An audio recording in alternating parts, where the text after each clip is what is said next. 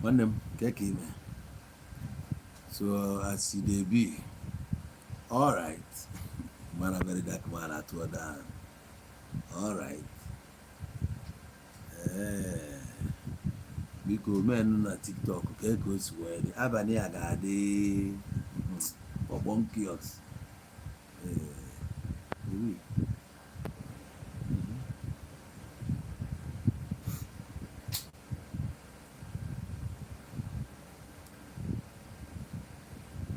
Abani agade for one kiosk one more.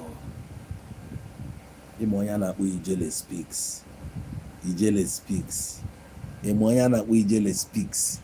Ijele king of the game. Abania. Somebody say Nabania. Nabania. I need your help. Can you get me a glass? Thank you. Yeah, she don't do it. And I did start every baby that.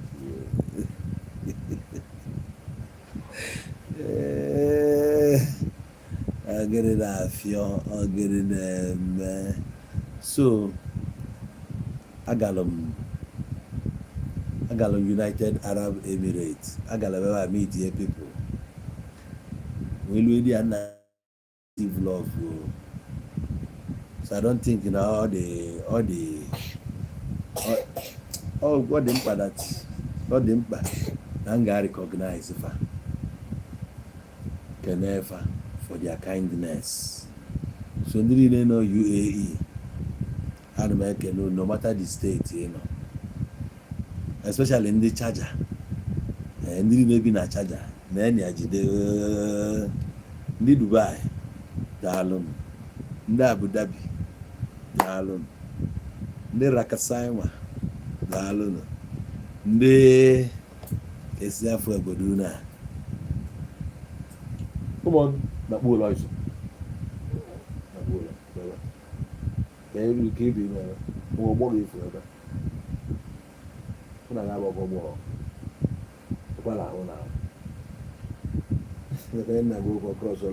come on, Chief Tattoo.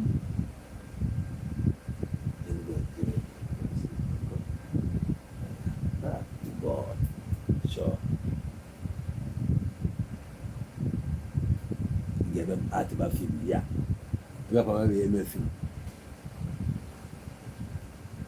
One more, if I didn't. So do you eat in a canana moon? Na luna ekene.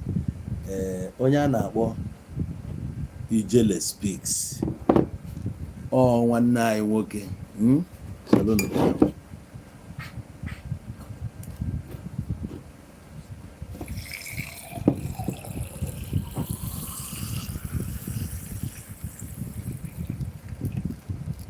So yeah, nwanne anyị nwoke na-hold the war currently n'Ọsụ dị n'Imo steeti.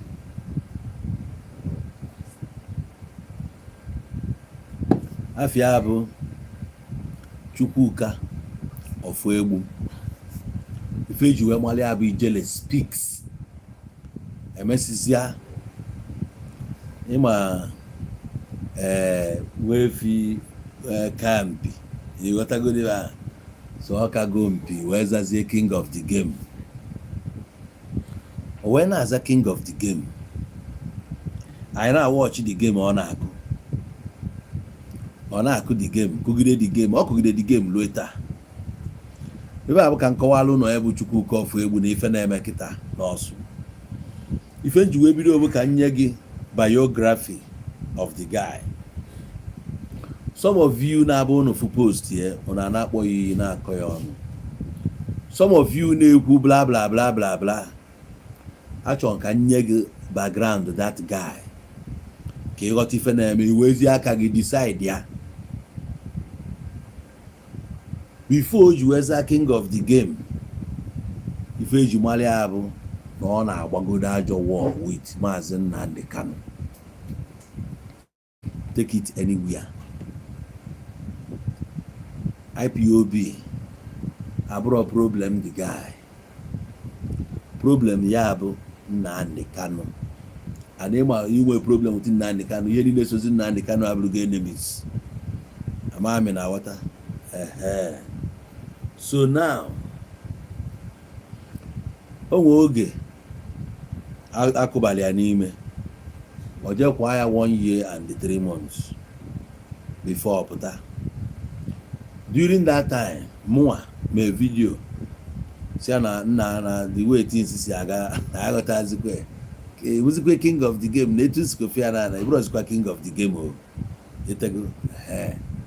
So now ị na-anya today ị ga-afụzi ebe game a na-akụ na-aga ka ị wee decide ya ma onye ọ bụ king eziokwu ka ọ bụrụ king, maka agwọ ofu onye fụ na abụ eke. Okwu a na-ekwu n'abalị a bụ ọsọ ndị owende. O nwere ndị ga-abịa ebe a kpọ ajị ọtụ nnefa iyi, o nwere ndị ga-abịa ebe isi agbawa nna ha. This night yo ka ọ dị mee otu a na-agwa gị ya na-ede ya n'akwụkwọ na ọmụ na-agwa gị na o nwere ndị isi ya agbali mpafe ebe a na-ayasị ya, o nwere ndị ọtụ ya agbawa nnefa ebe a this night. Ofu ife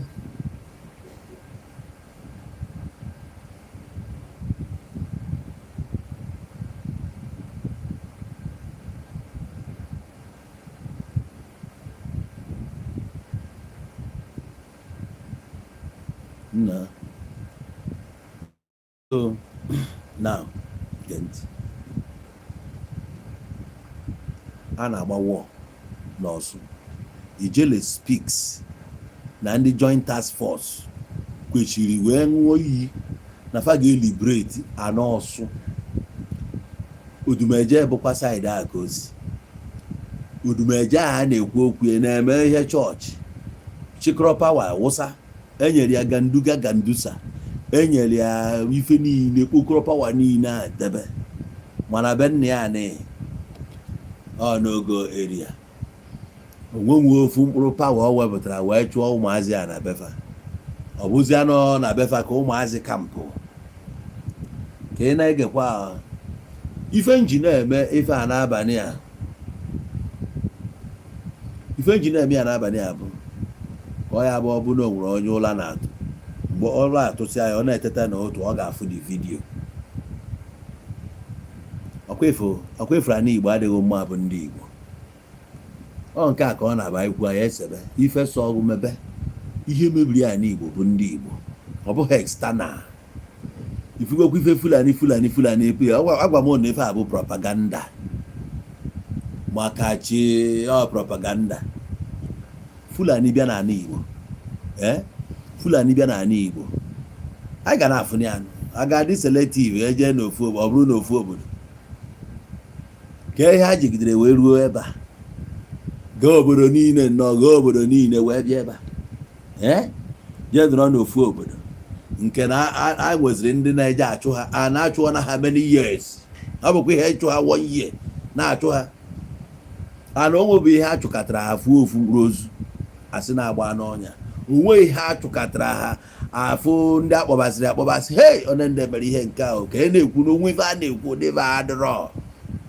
Onye nọkọta one day ifu ofu vidio ife gara who say men no dey toa Biafra ife a ka a ga na-akọ. Ifu ka a ga-atụkwasị ebe efi nọ pịa efi a na-agba ọsọ ị na-ajụ ọkwa mmadụ chi efi a ebe ka onye chi efi a. Propaganda.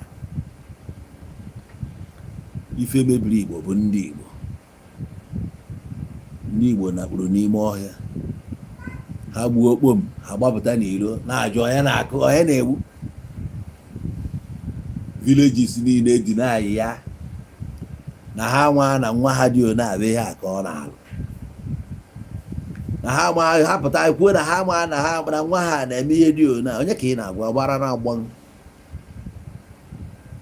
Onwe nnụnụ fefe n'elu anya mana afọ okpuli ya anya ọ bịara abịa, onye ka a na-agwa? Onye Fulani ga-esi ebe o si bịa n'azụ ụlọ anyị bịa nga ọkpaala nọrọ. Imo steeti gọọmenti agbachite nkịtị, onye ọbụla agba nkịtị. Ọ bụrụ ndị si ebe ha si ya bịa na-agba ha wọọ n'ime arọ ndị izu ọgụ, n'ime Ọkigwe, n'ime n'ime obodo hia ebe ka ndị a si wee cross ta ndị a cross tala ife abịazie nọrọzie n'ime ọhịa nke a na-anụ ọgụ everyday si kpọọ n'obodo niile meeting ka akọwala obodo na anyị anụkwa n'ọgụ a nọ na-afịazi nara anyị arụ biko na anyị nidie na ka ụnụ kpọọ isi anyị ụmụ ụnụ ka anyị mekọọ ihe ọnụ onye nwuo kamera ya bute ka anyị baa ebe a jeje fonu ya na anyị zọpụtara obodo ode ihe adịrọ ka anyị wepụkwa ọnụ saịdị ahụ n'ibe nji enye breakdown ọgụ a Ijele na-anọ ị na-afụ na okpokoro isi ndị mmadụ ebutere na axis ahụ since eji kọba akụkọ liberation asịkwa na liberation asịrọ anyway ife mere Ijele ji wee na-ewe iwe ọ na-ewe bụ that na o nwere ife bụ na mmadụ ṅụrụ iyi efu ndụ m ewego m ndụ m achụ aja efu ife a aga m afụ isi maka na o nwere mgbe nsi Ijele oge nsi Ijele it's time to let go move on Ijele kechiri kọọ m ọnụ kpọọ m iyi na ọ dịkwazie ka asị na ọmụnwa abụzi coward ọ dịka ọmụnwa abụzi dị coward kpọba m iyi si adịfe nji ekwu okwu na iwu a nụnwa abagokwa gị ime o na iwu a abago gị ime na o nwere ife ị na-akụzibu ndị mmadụ before I'm one of your followers ị na-follow ma dey follow you onye a na-eme program onye abịa ọ na-emepe anya ndị mmadụ na-akụzi ndị mmadụ ife at a point osizi ego ọ dịzie ka o si wee dị ya na ndị IPOB apịrị ịbagodi ya na far away Turkey so emegide lead eto na-ebunatara ya akwụkwọ asịkwa na akwụkwọ asịrọ onye ma mmadụ ga-egbu ya na ọ ndị be anyị sikwere imi kpaa ya imi akwụkwọ sikwara akwụkwọ asịrọ emebezie na eke adị involve chekwa na ife ka eje ka na nna olidi eto na nwanna a ga-anata edipọtụ ya ụwa a na-ebu propaganda Ijele ana na-ebu naanị ya na ha win na war this that Ijele wee kwuo na ọ bụ na ya ga-anọgide ọgụ a ruo n'isi anụ ọgụ a ka ọ na-anụ wee lue today so achọ nke efu biography of the man a na-ekwu Ijele throughout the time Nnamdi Kanu na-eje court na Abuja Ijele enweba ka o si wee hide ya akpọmasị iwe maọkwana ihe o bu n'obi n'ebe Nnamdi Kanu nọ Nnamdi Kanu bugodu ofu onye ọ kpọrọ asị o bu bana jee steji protest efekwa Nnamdi Kanu a si jidie na ọ ga-eje nga kwuo na ekperibe o nweghị ọ ya akọfọrọ ya iyetego mana before that each time ọ ga-abịakwa datin a na-ebu ụzọ na-aba wowowo na social media ya put body na ọ sị na ya pụta ka ofe agwa ya na men dey na-echekwa na egwuregwu put kwa body still threat niile iya iyo threat niile akụgori ya so ya nwa achọpụta oge Nnamdi Kanu nyalụ ndị mgbago oni kpọfa janjaweed oge ọ na-akpọfa janjaweed ikwuo side be ya kpọọ gị sabotua mana janjaweed bụ ndị mgbago oni so onye nke a na onwe ya jekwa side nke ya fọm kwa nke ya kpọọ ọnya ụmụ utobo Ijele speaks isi agbakachala nna isi agbakachala ọkpọfụ ụmụ utobo kịta ikwu ha na ụmụ utobo ịgbago onye nwe dị ụmụ utobo so bụkwa na-etu a nna na-agba ya koodu wọ ife nna agwa gị ife ahụ ezigbote wọ ka a na-agba some of you na-abịa ebe ọ na-aghọta ife na-eme anọzi n'enyi ya because Ijele na-akọlụ out onye ọbụla o bu list anọ na-adị ọ na-agba update etu o si wee na-adị a na-akwụ ya n'ọsụ ọ na-agwa a na-akwụ ya n'ọlụ ọ na-agwa a na-akwụ ya n'iseke ọ na-agba update kpọọlụ gị afa ndị inu nụrụ sef iyetego ọ na-akpọrọ gị ọgwa gị nọ ESN nọ IPOB etu a ka o si elist Biafra odezi ezo ife ka adịka ya si like nke ya jụ what are you saying now nke ya debekwa ife what are you saying now ọgwa gị na ndị na-eme ihe a kpọsịa afa gwa gị ebe fa nọ onwekwa onye egburu ọgwakwa gị na onye nke a na-efi gị ya a na-ijekwa mee research efikwala onye efi a na-ajụ Ijele kedu onye na-ebunye gị mfọ kedu onye na-ebunye gị mfọ ya nwee kwechiri na Abuja sisi ahụ ọ nata Abuja ahụ ka ọ nọ mana a na-abakwasị ya etinye arụ na East if you know say this put body na before you know it Ijele abịakwa gbakwa vidiyo gbanyekwa ya n'ọkụ na ọ bịakwa o nwere nke ọ bịa gbanye n'ọkụ n'ọzi wee ya head bridge straight gosikwa ego na ọ na-etikwa arụ ọ bụgodu na onwe efe iche ime ebe ka o ji plenu bata ọkwa n'ụzọ a ka ọ gba abanye ị nọrọ ọ gafee jechaa na gbaa vidiyo esi na gị nwa bụ na ịnọ na game onye a na-ebi itigu ya ka o ji bụrụ king of the game sọ ndị na-amara ebe Biafra si pụta. In the last 2 years Ijele speaks abịago ana Igbo ebe 3-4 times o nwere nke ọbịa na ọkwa dị a gbakwa life sef ka ị na-afụ ebe ọ nọ life ọ bụrụ ife na ọ life ị na-afụ ya still no na ndị Bible no ala agbasa egbe ọnụ ofu onye enyefe ike esi na ọ bụrụ king of the game. For now ọ na-atọpụ godu chat ịma na o nwere ofu igwe jelu nnọọ ya na Tinubu fa anọsi ya meeting na ndị otu ya gbanyere ya n'ọkụ wee na-eto the man na-eto ya no hero wee kwefu ndị Igbo be anyị etekwara ndị a serious. Most of them bụ idiots ka m na-agwa gị most of them no get sense especially ndị breed na movement ya since 2014 yelu okita most of them na-eme ka ndị eburu battery ha ebu they no get sense ofu mkpụrụ ihe ihe emeta God bless you echi onwe nke ihe ekwuo ha nche niile atọ as in Fulani blood them born am so place akọbakwa gị ofu ndị a sịcha God bless ọnụ ndị a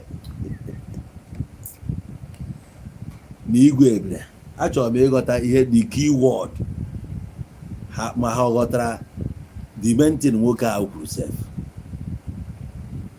as long as nwoke ahụ kwuturu okwu Nnamdi Kanu God ga-bless ya ihe niile ma amakwa ma onye anụnwa a na-eme God bless you community o si na ya pụta amakwa ma ọchịchị ọ dị mma onwe onye chọrọ ịmanụ a na-eti God bless you maka na ikwuru side Nnamdi Kanu nwoke a jegide ruo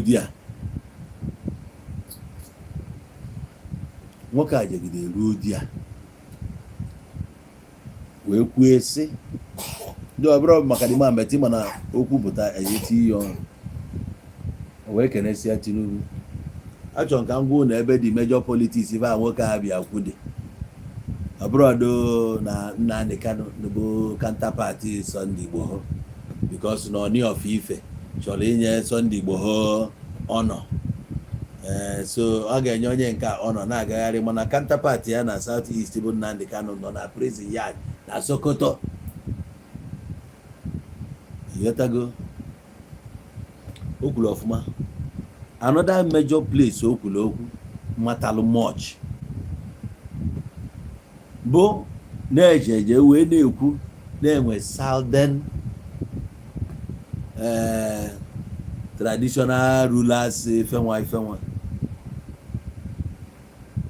ka ọ wee bụ na ndị North maka ewelụ North nye ka this dia nke Sokoto ka gịnị ha were anya then weluzie nke South nye Oni of Ife Europe go ndị Igbo Europe nye ato ndị Yoruba Igbo arọzi ndị Yoruba because onye na head zi abụrụzi onye so na ife ọbụla ndị Igbo ga-enweta ga-aga through Oni of Ife bụ onye Yoruba ifere ebe ka emezie ndị Igbo third class ọ ebe a bụ ebe dị major politics dị mana onwe onye na-eweje ọnụ na side ya ebe anya onye ọbụla dịdebe bụ na Nnamdi Kanu. Onwe mgbe nsị ndị a na-amachagharị ha Nnamdi Kanu bụ a big fish nọ na the news. How about those small fishes nọ na net ya maka na ndị ekporo kpoba ha n'ime in the name of IPOB ka nkụ. Ihe bụ na nke na polisi jee Badumba polisi threat no na a ga-eweta afa gị jee submit as ndị IPOB ka eburu ohe ndị polisi na-eme mgbe ahụ na-emegharị ndị mmadụ intimidate. Ihe ọbụla anọkọta Europe oge akpụrụ ndị mmadụ si n'ụlọ bụ ndị IPOB. Ihe a bụ ihe a na-emecha mgbe ahụ. So o nwesịrị ndị ebukọrọ debe. Nobody is talking about those ones. Ọsọ Maazị Nnamdi Kanu ha ọnụ ọbụla ga-ekwu gbasara Nnamdi Kanu a ga-agọziriri ya agbanyeghị mmehie na unyi na atịtị onye ahụ bụ pụta na public ka ya wee bịa redeem image ya, because we don't think anya dị eche echiche. Ife that man pụtara that day major place o kwuru okwu that people cannot reason with bụ na ihe ọbụla gbasara ndị igwe, ihe ọbụla gbasara omenala anyị bụ our heritage, our culture ka a chọrọ ka Yoruba chọrọ ka azọtuo na trample ya ka enwezie Southern. A na-ekwu ka a na-ekwu onye of ife a na-aka nta ya na-akọwa datino nwere ndị je kpọpụta ndị nwa ndị Igbo ma ndị gị na anyị na-emekọcha ihe ya afọ tenkobo na-ele Nnamdi Kanu ọkwa onye Igbo lere ya, ọkwa onye Igbo gbapụrụ ya afọ, ọkwa onye Igbo suru imi. Why na-ada akpọta ndị atag ha sabotu onye nọrọ onwe ya sabo agaga sabo ọ mmadụ lere ya. Etu a Judas si lee Jizọs, etu a ka mmadụ si wee lee Nnamdi Kanu. Ana onye ọbụla nọ close to Nnamdi Kanu gasị na ama na-ere Nnamdi Kanu ele, Chukwu ga-akpọ ọkụ wee bebe maka ngị bụ ọkụkọ rapụrụ mmagbu gị n'onu jee tụgọbala ite onu, ọ bụ ite gburu jekwu mma.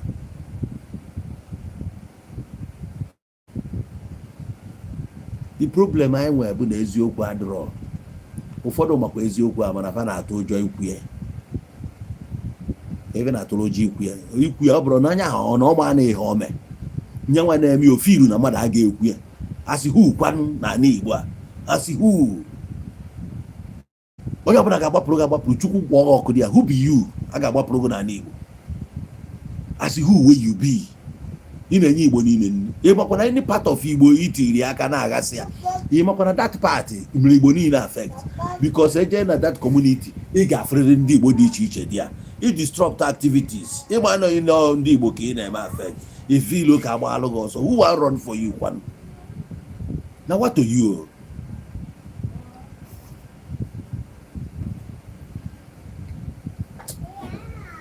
Now what to you? Look at these few days. Anambra Chepotalo. Because in the Imo State, that Kedafa, that police station. Kivana where Guinness squad Kivana where that because you tell me that police station had in Imo State in Afumaka Ibrus India nature mafia because mafia ilu esi nnago na talk rubbish Gibora tell amụgbawakwa nnago dia ekwensu dorikwe anọgo dia Chukwu bụọ ọnụ ihe a mere na Igbo ọ ya eme na life go ga-adị etu anụ wee si gasasịcha Chukwu bụkwa ọnụ ụwa ga-ebe ezi ilu isi nna gị amụrụ isi nna gị ahụ idi ọta amụtara nna gị si anọ ọ na talk rubbish. Tiger Base daalụ oge Tiger Base bido chaba ọkụ n'Imo chaba ha ọkụ amị apụta ebe a agụ na-eche mba ekwechiri na Anambra steeti bịa this boy ọ bụkwa na ọ ga-abịa ime program ebịa mee ya ma ahụghị aka n'anya mbisile come on na ụlọ izu. So Anambra side achụrụ ha krosie mmadụ one ma one a na-asị gị ana Igbo ajụtụgo oyi anyị gwara Christmas ọfụma. Imagine na a na-achụ Biafra, nwe onye na-arahụ ụra, obodo niile gbafusichaa, jekere na n'oli wee jefube imoni, wee jefu ụzọ imoni na ejem ndị a mmakọrọ ụlọ akụkọ na weti n'ife ekwe aga iluzie ndị mmadụ apụtasịa na nọlụsịsịa na befa. mana oge anụnwa a na-ebutebe ma Tiger Base ma ndị abịa ife niile ada aga obodo aga. Ilo na asị ndị Igbo, ilo na asị just na nwanne gị ekwetara n'ihe ị na-ekwu, ọ bụrụ na days ya adịgo numbered, many things eme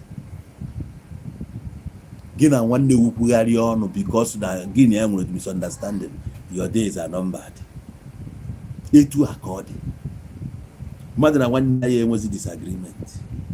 These same idiots bụ ndị mụ na fa gụ Bible ewefu na Ken gburu nwanne ya Ebel. Ọ na-egwute gị na Ken gburu Ebel, anyị ncha wụrụ Ken ọnụ, hey, o gburu nwanne ya. Na ihe na-eme n'ala Igbo, gị na nwanne gị kwugharịa ọnụ, o ya egbu, ọ ya emego nka, ọ ga-emego nka, na-ebu sabotua, na-ebu nka, na-ebu nka, na-ebu nka. Ana Igbo ọkwa anyị ncha nwụkọrị ọnụ. Kemgbe mụ na gị mere meeting, nọọ gị ya azọpụta m. Ọ bụ na mụ na ga enwe such meeting, ekwesịghị ịda abara m mba. Ọ bụ na anyị nwere meeting kpagbuo ya mma, ọ bụgo na enwe nwa obere disagreement, atụọrịa election, anyị ekwekọrịta ka ọ ya gbapụta echi nkwube ihe ọzọ nwere ike ịbaziri m mba. Ọ bụ na ga-enwe mụ na gị nwere agreement ya, i volunteer na ihe na-emere onwe gị ihe njin volunteer bụ na mụ abaghị ya into that thing, and many people no buy into it. Ihe na-alụ ọdụ nke gị over everybody, onye kwuzi okwu echufuo ya chufuo, gbuo ya egbuo, si na ọnya bụ na inweta nwe ihe ị na-achụ. Mana ndị ahụ ị na-anata ya onwebe na confrontation, gị na ya nwụrụ, no confrontation. Mana egbubego mmadụ side ya, a na-ekwu ndị ntọ karịa, a na-atọlụ mmadụ every day. Ọ gịnị na-afịọ? Ọ na-atọzi ụmụnne anyị ụtọ ibu egbe, ọ na-atọ ụmụnne anyị ụtọ ibu egbe. Apụta mkpọ agba yeghe kọwara ụmụ Igbo the consequences of egbe. Some of you na-emetụ egbe aka na-amagharị n'ime ọhịa, mgbe m metụrụ egbe aka ihe mma bụ ihe bụ egbe. Maka chike mụ na gị, most of you oge m metụrụ egbe aka enwere ike nne gị anụbeghị.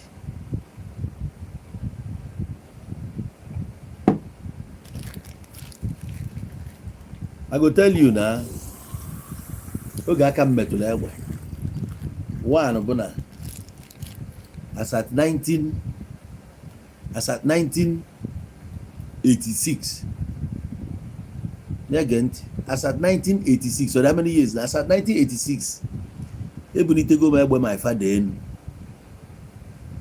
Ha bụ ndị ka nụchara ọgụ Biafra mgbe ahụ. Ịgbara ya Jos na nsụọ na ọgụ ebe, many people bụ egbe ha narisi na ịwa adịghị eme na ọgụ Biafra. Many bụ ife ọlụfa, many iwe na-ewefe oge asịfa na ọgụ ebe, mgbe ya ma announcement na redio na ọgụ ebe na disa iwe wee mens na o nwee ndị si gịnị na ahịa ekwe na ahịa isi ọgụ a, ụfọdụ bụ ife ọlụfa narie. Afọ m nke okomanụ m si ọ na-abụli ya n'aka, okomanụ dị oge ọbịa ewekwa ya yote saa amaghị ebe ọ debere ya until finally okwu na ya need ozi ya because ọma na ife anụnwa ọ bụrụ na nwanne mmadụ na ọ bụrụ nwanne mmadụ na nwa ya nwere ike iyuzu ya one day gbuo ịda na oji agbuo onwe ya, ọ na oji agbuo mmadụ, o decide ya mee ife o mere ya nke ịgba aga. So mgbe m metụrụ egbe aka for the first time, amụbeghị. How many of you na-amagharị ya n'ime ọhịa ka amụburu na 86? Ụfọdụ bụ 90 ka amụfa, ụfọdụ 95 na-amachagharị. Onye iwu gwudere si na ọ dị 24 years kemgbe amụrụ ya, ọ 2002, 24 years kemgbe o metụbeziri egbe aka. Anyị nwa metụrụ ya aka mgbe nwa we know anyị na-agbari ọsọ na South Africa. Handụlụ ya, handụlụ ọnya egbu many people around me na South Africa. Egbu a lot of people. Man kolugu how deep I got na South Africa. What we know, what we had seen. Obodo egbe dị everywhere. Ịnọkata enukpom na-agba n'ọnya. Ịnọkata enukpom na-agba n'ọnya. Ogbe mbikwu bụ a very bad area. Ebe mbi na Joburg bụ a bad area. Na nke a bụ Westbury. Nke a Westdean. Ndị ọcha beside ya na Westdean. Mana Westbury ya gbali oke bụ main road bụ ndị nchagha bi ebe a. Westbury niile bụ ndị nchagha. Ebe a na-aṅụ afịa, ife niile na-eme di ya. Eke na-abịakwa ebe a bụkwa eke nchagha ga-abịa, bụkwa eke niile ga-abịa di ya. Ebe a na-agwa bụ ebe amụ Steven Pienaar nke agbalụ South Africa bọọlụ. Ọ gbara Everton, Steven Pienaar na egbefa na ebe mbi. Dasị m ogbe apịago m mkpụrụ n'ogbe a, Chukwu azụọ ma ọkụ ayọn to ayọn. Mana ọ bụ mụ ga ka achọrọ ịkụ ya, o nwere onye achọrọ ịkụ ya. Mụ amadị ife na-eme nna cross ụzọ. Nna onye nke na-agbaba ọsọ narie gaa ama mbọchị na mụ na onye anyị nna ọpịakwa m detin nụcha ka m nna. Adanụ m naanị na ife nwa adọnite m ozugbo. Tablet injin aka adapụ. Njidesie fonu m ike. Were ọsọ beelu onwe m. Every night etu a ka esi score na injury. So emechaa nwe mgbe olu amakwa m n'obodo, marakwa m na nọ n'ogbe nke na onwe ya na-eme n'ogbe akpọọ m. Oge ụmụazị Naijiria bịa na street m na Second Avenue bụ eme ihe homo. Ọ mụnwa jekwuru ha chi awọ na si ya na ọ bụkwa na street ya na unu ga-ezuzupụ ebe a. Olu awa week ha ezuzupụzi akwapụ ha dị ya. The same place ka mụnwa nọ na-eclaim ụlọ onye ọcha, ụlọ dị 56 rooms, the same street. Claim bịa ka m were ya. Ịwa anya abụọ eji kawa anya. Ọ bịa Nigeria. If I have a story, super story, even na-agwa gị ebo pure. Na-agwa gị na-aṅụrụ gị iyi with my life. Na-agwa gị na-aṅụrụ gị iyi with my life. No be say I confronted them. Nke bụ nna ifukwa ebe nsi na-abịa fụsị ụmụ nwoke na-eme ka ụmụ nwaanyị. Ọ mmadụ na-asị ndị your brothers nsị a na-ebe na ya osi m na your brothers njegide ruo ebe ọ bụrụ na brothers a eziokwu mpịasuo nsị a na ifu street ya na ọ ya abakwa mụ n'ụlọ. Landlord m na ogbe ahụ eburugo nya ewu ego m eke buru ya. Ọ ka achọ ka ọ sign ọlụ m undertaking na ndị otu ya yọba m hapụ ya. So ịwa anya ịwa anya ije outside wanyị wacha ya bata ebe anyị ka mụ ọda. Ọ na-afụsị egbe nyaa ha na-amụ n'okorikori. Anụ m agwago na ọgbọ egbe ga-esi n'egbe wee na. Many guys pịalụ mkpụrụ na South a fancha adapsigo. Ị na-agba every day na-asị hey. Some of ndị na-eti hey kịta ịda ha conspire with somebody agbagbuo mmadụ. Ọgbọ egbe ga-esiri n'egbe na. Ụfọdụ bụ ndị zuru ori na be anyị agbagbucha ndị mmadụ wee pụọ. Ụfọdụ pịa highway robbery, ụfọdụ je pịa banki. Many things ndị be anyị mecha wee pụọ. Bịa ebe a committeecha crime gbapụsịa. Iru ebe a feel na ị ga-ana free. Still a na-akwatu ha. Ị na free dasa abata ebe mgbọ egbu. Ị na-agwa ụmụazị n'aka akpabeghị aka. Akpa na ihe aka. Hapịa si n'ime ọhịa pụta. Onye ọbụla na-echere ihe ihe eme n'ụwa sị gị banye n'ime ọhịa nya no love you. Adịghị iji wee banye dị abụ n'ife ilu o nwezi ha ihe ị ga-emenwe ego eji bata gị aka. Gbakọ n'ego one ka a na-akwụ. How much are they paying you? Nwanne ọ bụgodu 100,000 ka a na-akwụ gị. Ya ị na-eyi ife nata 1.2 million. Nwanne 1.2 million a. Tegodu 100,000 ị nata a month. Ego one ka bụ ụgwọ ụlọ wepụgodo ụgwọ ụlọ. Ego one ka ị debere family gị for feeding, grocery ha, transport ego one. Iwepụsị ihe ndị a niile efu that na 100 a na-enye gị no fit solve your problem in a month. Nwunye gị oya ejezi ahịa a na-ele akpa rice ego one, oya ego garị, oya ego beans, oya ego plantain ka ụmụazị ga na-eri. Anyị esikwa ofe n'ụlọ a 100,000 oya esikwa ofe with ụmụ ihe niile a m kwuru na ụmụ gị ya agba transport efu that na ihe nọ ebe na-enwe isi. Mmadụ na-elimiti gị. Nwanne otu a nọ kịta ego one ka ya sị ka ị kwụọ m ka nje nọrọ n'ime ọha. Mgbe ụwa niile nọ na city na-eme ihe ha nna ise m je nọ n'ime ọha. ego ya na-akwụ m ebe ka m merie mme wepụtakwa time pụta ka mụ na ndị mmadụ nọ mma agwakwa ndị mmadụ what my occupation is mmenye nwukwe ndị mmadụ kaadị ke kaadị ị ga-enye na-ebu UGN ọ na ị na-alụ sekuriti take what's wrong with you? Ka ị agwa ndị mmadụ na ị na-alụ na-agwafa biko nwanne si ebe a pụta oge na onye na-anụ hapụ na ya mgbe ha ruo be ya mara na ha eruo na obodo eme mitin ọ bụ sọgụ n'idiri ilibreti be anya cool down ọ bụrụ na oluzie ka o ya elu obodo ekweta asịsị obodo tụọ ụtụ ha na-atụ na-afụ ka o si adị iburu ya n'isi ka Jizọs bịa bụrụ njọ ụmụ ụwa n'isi ịfụ ka o si end ị na-achọkwa ka iburu ya n'isi ịma aka isi ya end onye ọbụla bụ ya n'isi ibe etu a ka o si end a na-akụzi ya akụzi the last thing ị ga-eme bụ ife ọsọ m ka m kweta na Jizọs ma ọ ka m kweta na Muhammad ma ọ ka m kweta na ị ga-enyenwu m Biafra ihe afọ ọsụ m ya afọ ọsụ ife ndị Igbo bụ ịfụnanya na-ekweta na ọ na-eme ije ka n'udo crowd kwa rally onye ọbụla ekweta P-Square na-eme ya through their music na-eje Nigeria everywhere onwe ebe ị chọrọ ije dị ya pool crowd pass ya your message onye ọbụla anụ your message ndị ga-echi ya gị anya ma n'ime ekibego wave ije Kebbi steeti ije Ogun steeti jee ebe a na-epuchu the agenda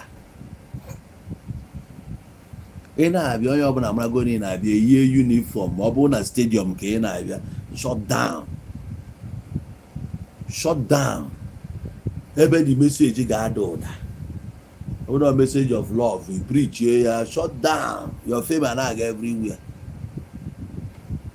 esi na ihe eme nke onye kwuo baba mba must you enter the bush ọrụ nwanne m ka ị bụ akpọọ gị jụọ kedu ife ị na-eme n'ime ọfịa nwanne what are you doing here ba ama isi ebe a mee travel kịta ụwa nke ga-echenjie maka chi ifu na ego akwụrụ gị na-eyi ị nọrọ n'ime ọhịa bụ tachere eto ego a ga-akwụ gị ị na-emo ntu ihe ịlụta ife ị niile bụ strive to enter nkụzi elugu Bible walawala bụ ụzọ a ga-eli digu to ndụ mana ụzọ ọ na-ehi dị obosala ga-eli digu to condemnation iche ịdị ndụ na etu ị nọ Nigeria na eche ịdị ndụ ịta afụfụ a once and for all chọba ego ịchọta ego chọọ visa gbafuo rịgọ gịrịgịrị ụzọ ahụ aya emeghị ihe akaje visa mee gị onwe nke ihe eru atọ ọnụọgụ bak a ga-emegide gị ị ga-arịgide ka agwọ rịgide ijekwa na nke a sigo ebe a ije ebe a taa afụfụ a once maka na ịrịbanyekwara ana na data obodo oyibo ịba ana na the kingdom of God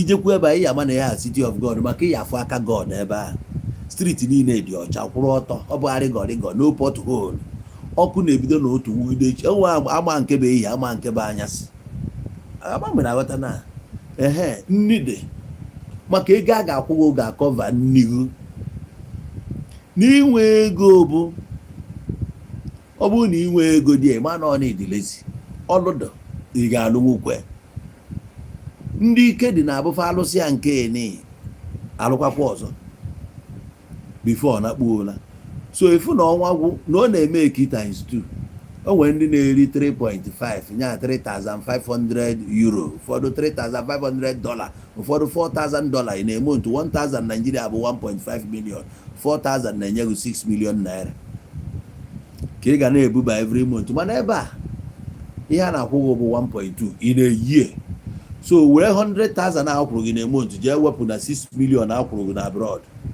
ị nwere 5 million 9 change ngwa ka ibutuzi ya na ihe na-akwụ gị na abroad bụ 2 million a month after expenses 2 million ahụ iji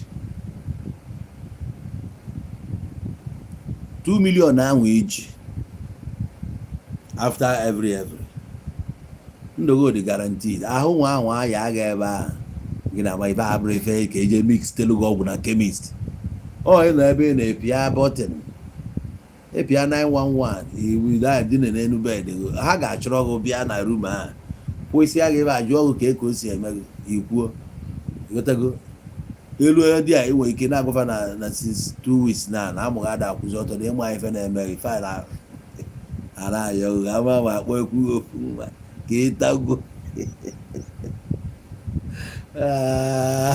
Kingdom of God, angels nọ. Angels, if I yiri white bịa to take care of you, jụọ ọlafụ ofu ebe a ka ego si eme gị gotago akpasị agha ka ọ angels of God etu a eburugu jee di a nene ya ọfụma eburatakwa gị jedịrọkwa. Ọ bụgodu na inwezi ọrụ ị na-alụ every month o nwere alat ị ga-enweta ama na ị nọ, because na Kingdom of God onye ọbụla dị registered ebe a enwere database ama ndị na ya amara ndị na-anọrị ama ndị nwụrụ anwụ mara ndị amụrụ ọfụ ada aghọrị ha aghọrị. Ọ ebe a bụ Kingdom of God ma ebe ị nọ bụ nke Satan ị ga-efolo ya etu o si eme ya ma ọ ya mara ya bata na ọ bụla n'ebe a nwụrụ anwụ. Ọnwụ ahụ bụ mentality, dead mentality, because your mental ebe avụnụ mebikwara ana ịghasa na ede eze ndụ nwụrụ anwụ. So ebe a na ife juru ebe a bụ walking corpse, ozu na-akwụgharị akwụ okwu osie ịma na ebe a bụ ozu.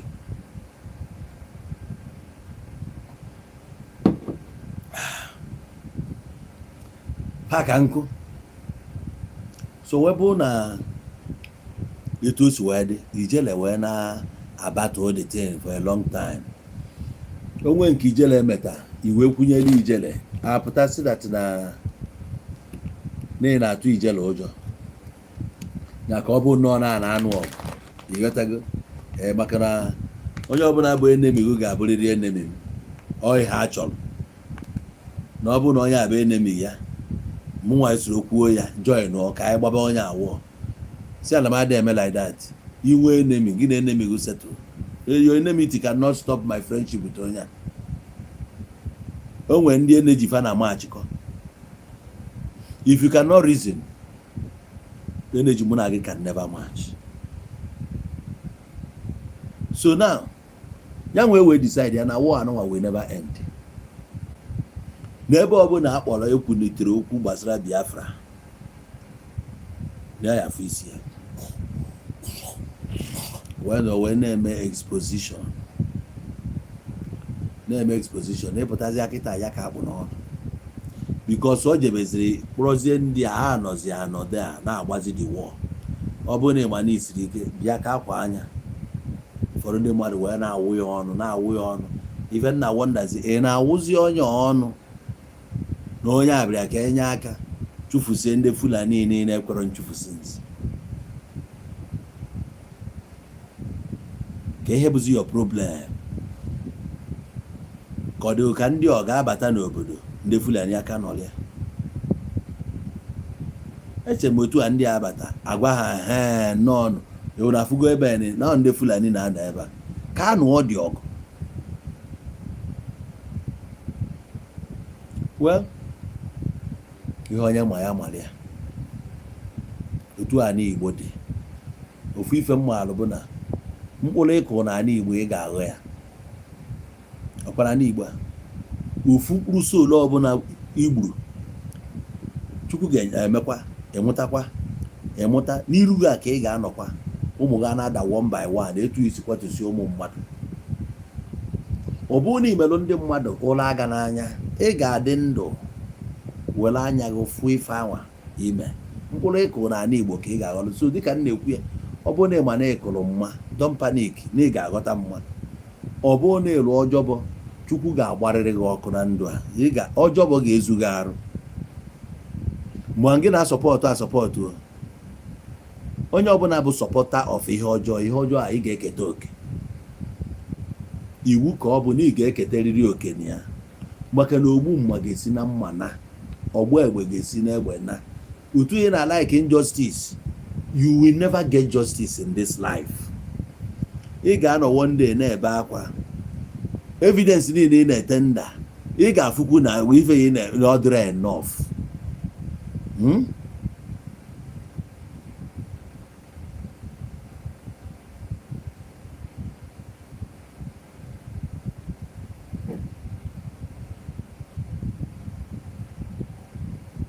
biko ka anyị welu comment ya na ọ dị ka ọ sound to reasonable na this comment mana ka m gụọ ọnya geenụ ntị. Onye na-ekwu okwu a Chinedu Gabriel ọ sị come to think of it, there is a division of labor. Ọ na-ekwu na enwere division of labor. Those who choose to fight for freedom and those who choose to go out and make money. Talking of salary, even Nigerian army and police, how much is their salary in a month? But they sacrifice their lives. Fulani, they're Fulani, I'm not Fulani, that are staying in the bush, destroying farms, killing farmers, and raping women. How much is their salary? Now, Kaiwalia Ofu. The last part of the Fulani and the Bundi Mado, they would the farmers, they destroy their farms. They go on a canal. The last one. Okuroku ndị army and the police. Ndị army and the police and akwụ ha ego on. Mana ha sacrifice their life. Pay for their good. Western and Kenya na-enwe division of labor. No when they choose to fight for freedom. When they choose ka ha pụọ jee make ego. Nwanne gị choose ka ya pụọ jee chụọ ego na mgbago. Nke wee decide ya ngwa ya jebe ka ị nọrọ ebe a na fight ya freedom ya. Nekene ka ọ dị o si sound na ntị. Ga sacrifice ya life go ya jebe na ị ga-azọtarịrị ya freedom a. Ebe ị na-azọ ya freedom bụ n'azụ ụlọ gị. Mana ebe ejighị eji bụ na Abuja. Ị nọrọ n'ime ụlọ gị na fight freedom. Kedu aka ga-etoro ogologo jee gbawa onye aka na tia maka na ihe eje gbawa ya aka ị nọrọ n'azụ ụlọ ebe. Nọrọ ebe a na-agbawa ada anụ onugu na Abuja ebe ahụ eji ihe na ga adekwa bịa ada anụ onugu dị ya ka ego zide oke mgbe ihe na onye ka na-eliberate for how many years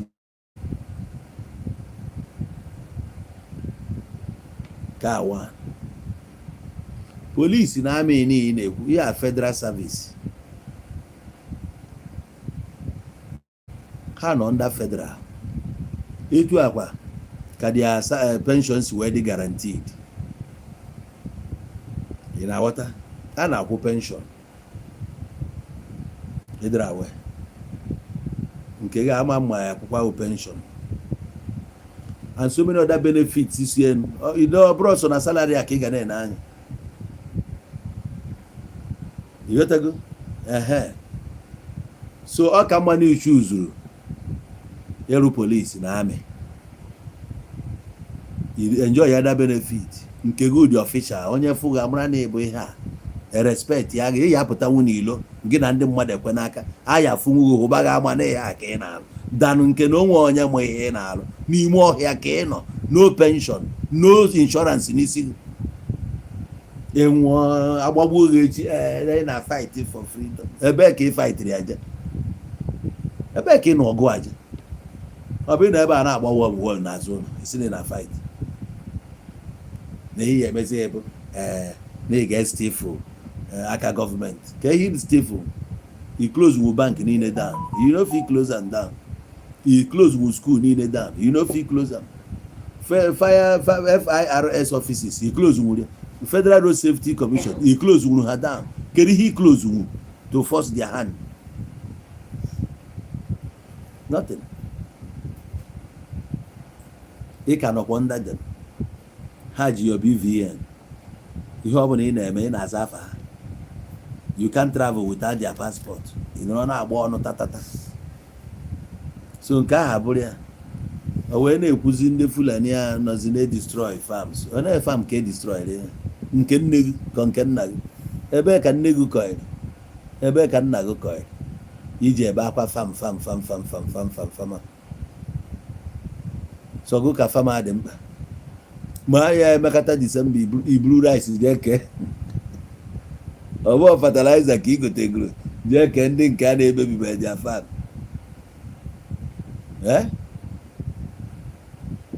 na-edigbo ọ bụla a na-edestroy farm abụrụ ebe ihe ka gị mkpa ahịa niile a na-agba ọkụ ebe ka ibere brapụ ya ọsọ farm ndị Igbo abụrụ na ndị eji fam mara onye na-ekwu ihe ejebekwa fam bifo nkwa ike bụrụ ndị ma mama sị ekoghasi anya ọdịna ebe ọ nọ na-akọ ga-eri fam gịnị ka ị na-akọta n'ihe ji anyị na-eri isi ugwu Hausa rice anyị na-eri isi ugwu Hausa asịghị na nke a bụ rice Abakaliki ị na-ekwe egi mgbe ọbụla fam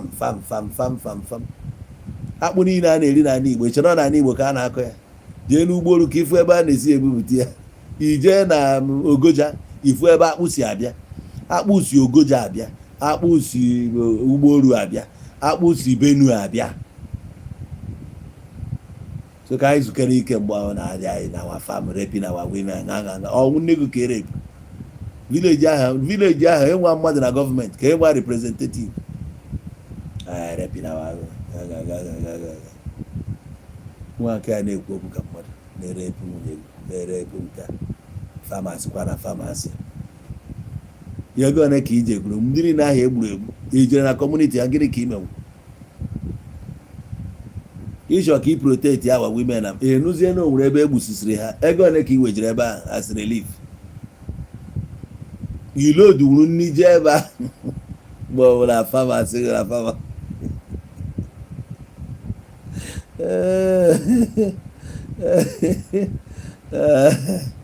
well, our women, rape our women,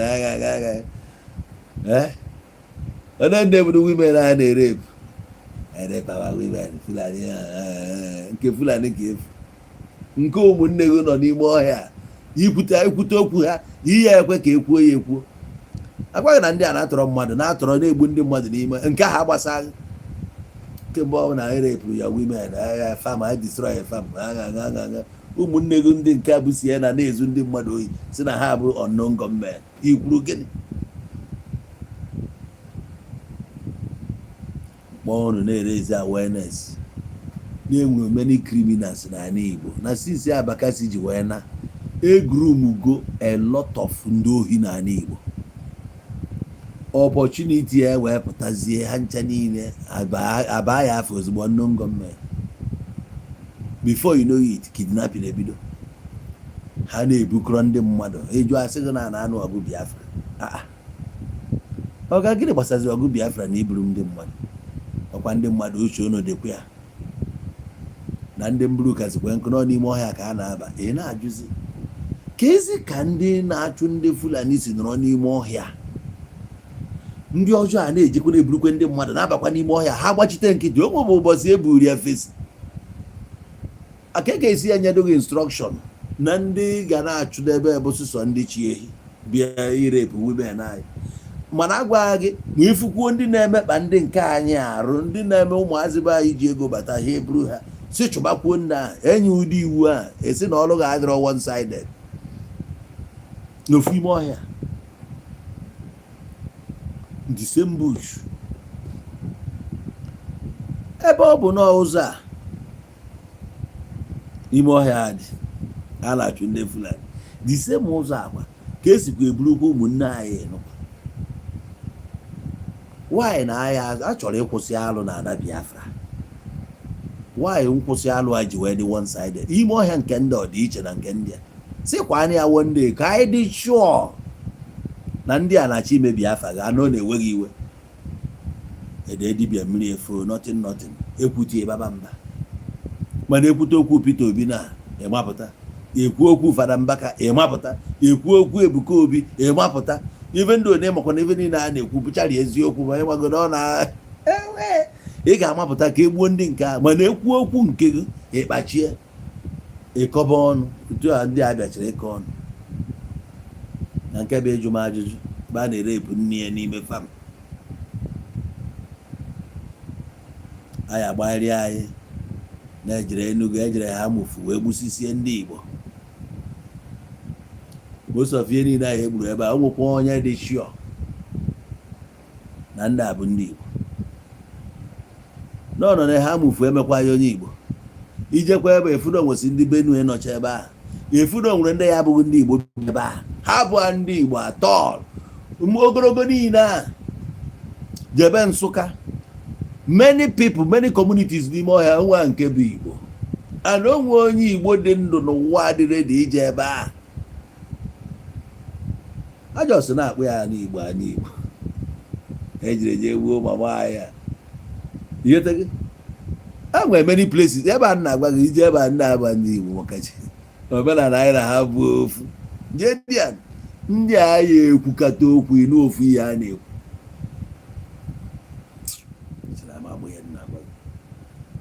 ihe sọrọ ha kwukpa nkata ma elu na-ege ka ntị meghebe ntị ọsọ uru ekọtin bọọdụ gụchaa ya dekwa bịa anyị akpa nkata akwụkwọ achọghị kwuo na-egbughị egbu ihe amụ ya na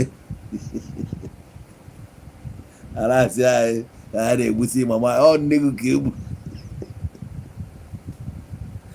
na mama anyị a na-ere efu mama anyị na-egbusi fam fam egbu ihe bụ fam egbuo nne gị na ute eche na ọgụ chọrọ agbagobe ha si be ha bịa be ezorobeghị ebe a na-ekwugheri chọrọ agbagobe ebe nke a bụ nke a na-achọrọ ịnụ si na anụ ọgụ ị na-anụ ọgụ gị ọ na-ebikwa ebi ịnụ ọnụ ka ya nụ izu ike ịnụ ọkụ ya nụ izu ike na o nwere ihe a na-akpọ advance na amị nya nke a si retreat enwe nke bụ retreat ya gị na chieta ighetago ime advance gbago i retreat kwa ị na-echetakwa bịa build kwe your formation ọfụma i wee werekwa strength ahụ wee move kwa ma nke ga-agba ọbụla nnọọ gwedo gwongwongwongwongwongwo ọya ka ịchụjebere ịma na defense gị oge ọya kpatara na eruzie a na-agwa anyị na ndị a nọ n'ime ọhịa ama nka warriors ga-eji nọrọ n'ime ọhịa mmadụ aka nọrọkwa dise n'ime ọhịa a na-emezie meeting nna anyị ga na-eme advance southward na anyị nweta information n'ebe dị ona ka ọ na-eme eje ambush ndị a liberate side a asọghị ime ọhịa ka ị nọ ị kwesịrị iji GPS gị coordinate mmalụ na nke a linkiri ebe a na nke a linkiri ebe n'oge iteki anyị 4 days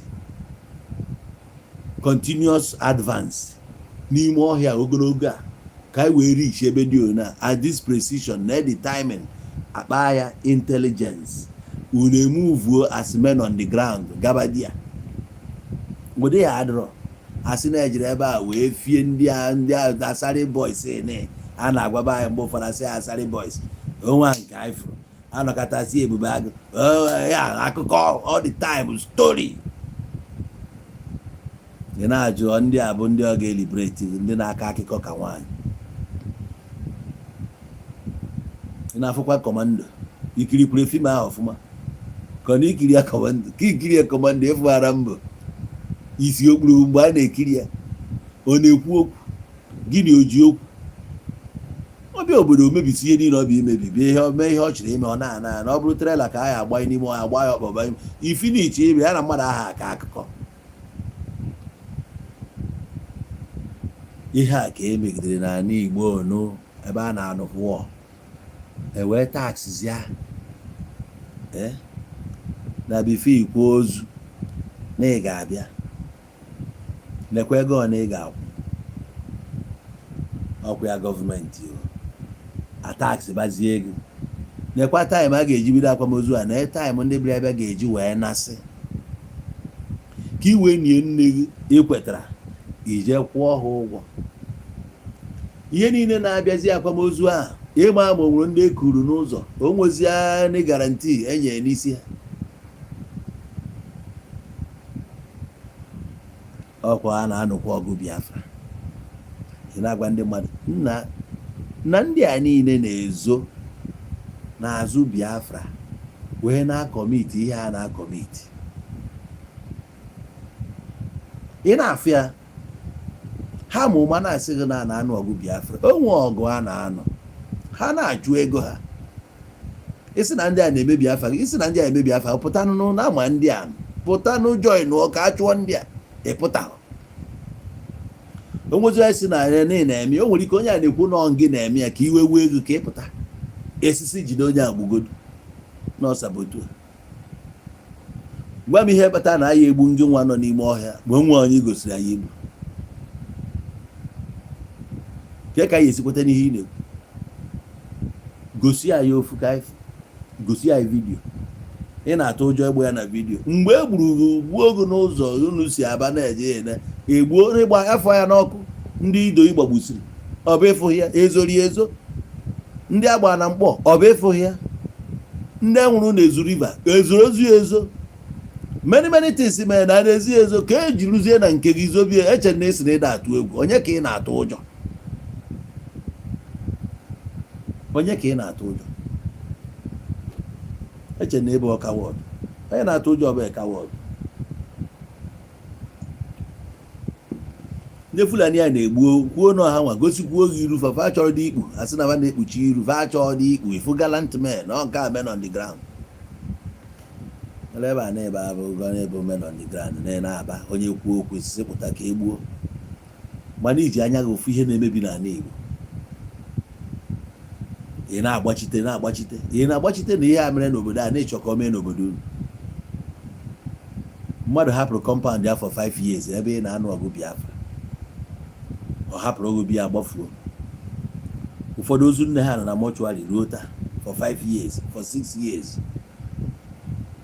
o wute agụ na ozu agadi nwaanyị nọ ebe a ana ịma na Chinefo ụgwọ a na-eme accumulate and Chinefo ihe a na-esi ike na Naịjirịa mgbe agha na o rụziri mgbe nwa ya dị mma onye enwe ego eji akwa nne ya eme gịnị ịcha ka spirit mamụ ya zuo ike inwetazigo Biafra ya kwara nne ya spirit mmụ ya na-akwụgharị nọọ ya mere gị exist na 2026 25 26 o nwere game a na-akụ if you want to liberate an Igbo if ihe niile dị 30 years and above rapụfa na onwe ezi ife ị ga-emechata ya focus on na ndị dị from 7 years jee ruo 20 ọ ndị a ka ị ga-enweta nwuo under 5 years mara na in the next 10 years na hope dị change the story forever.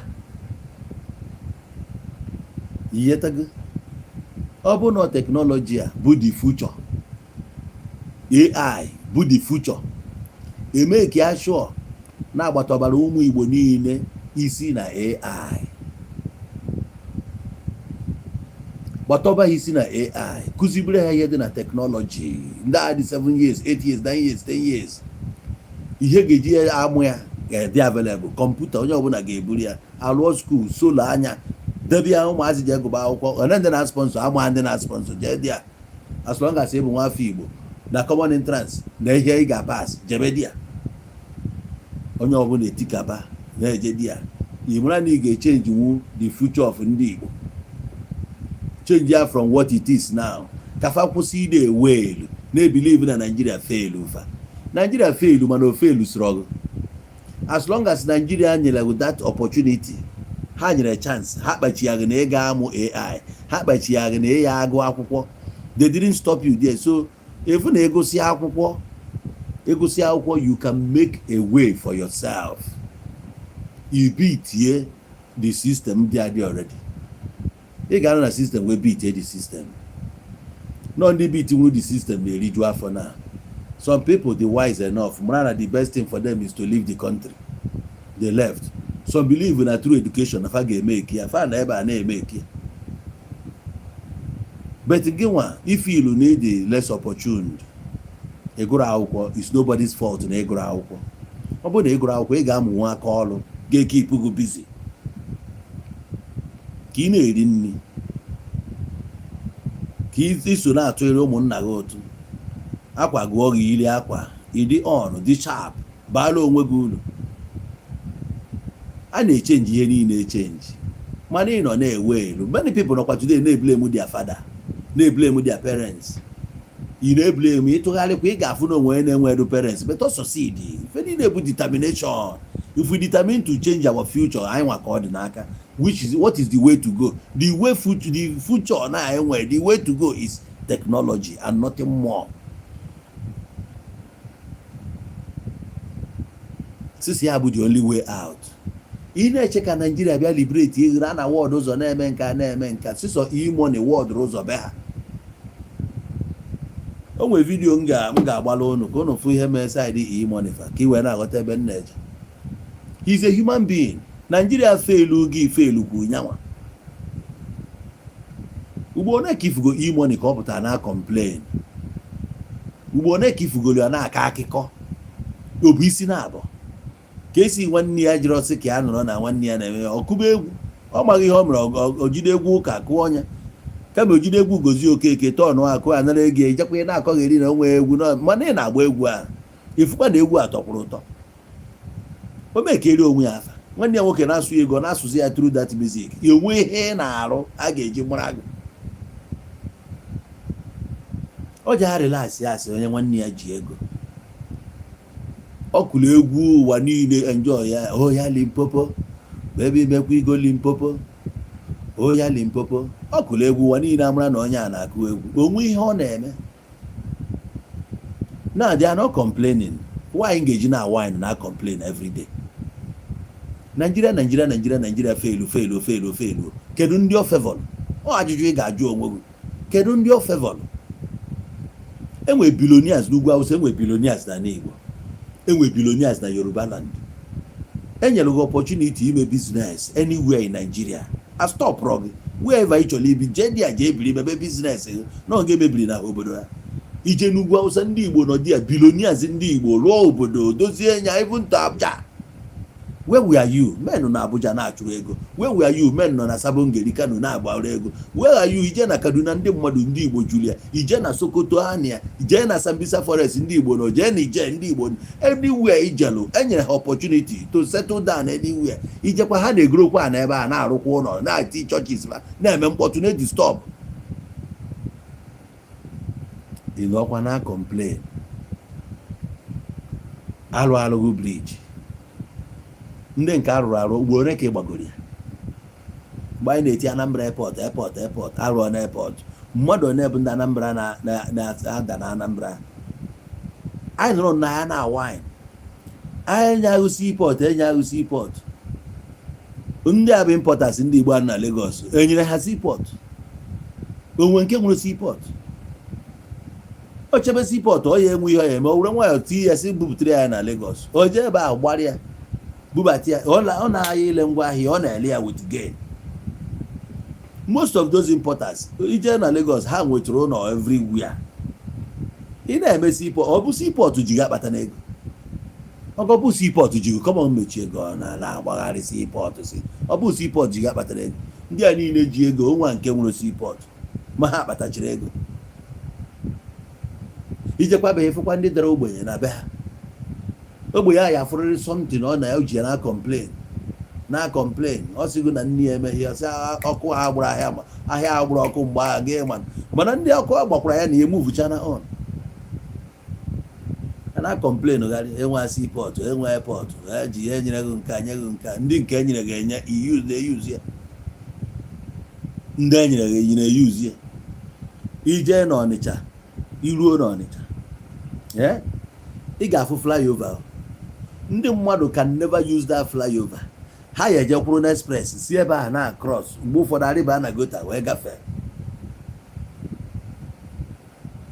nke edebere you no go use am ị ga-eme sure na break the law in one way or the other mana ọ ga-ebu ụzọ na complain ahịa ka nkụ scattered everywhere na Igbo onwa nke kwere gị ọzụzụ a na-ele kaikai jee buru kaikai ị na-eri ya na bọtụ kaikai dị mma ilebego ahịa ihe eje ebe anya gị dị bụ si nye gị tramadol si nye gị Igbo ahụ nwezi ọrụ ọkana si so ihe mmebi bụ ebe ahụ ka anya gị dị ihe apụtara n'obodo prezentị onwe gị obodo niile a na-afụ obodo gị anọkọta si na dị proud of you na-ebu the illustrious son anọkọta okofu ndị kpọọ gị nye gị award ụdị ha adọrọ ị na-epiom ifilo na ebe ihe ekwu okwu bụ na social media ka ya agbapụta dị ụtọ n'ifi na amaghị ị ga-abịa ebe a Chukwu ya kpọghị ọkụ igo collect and go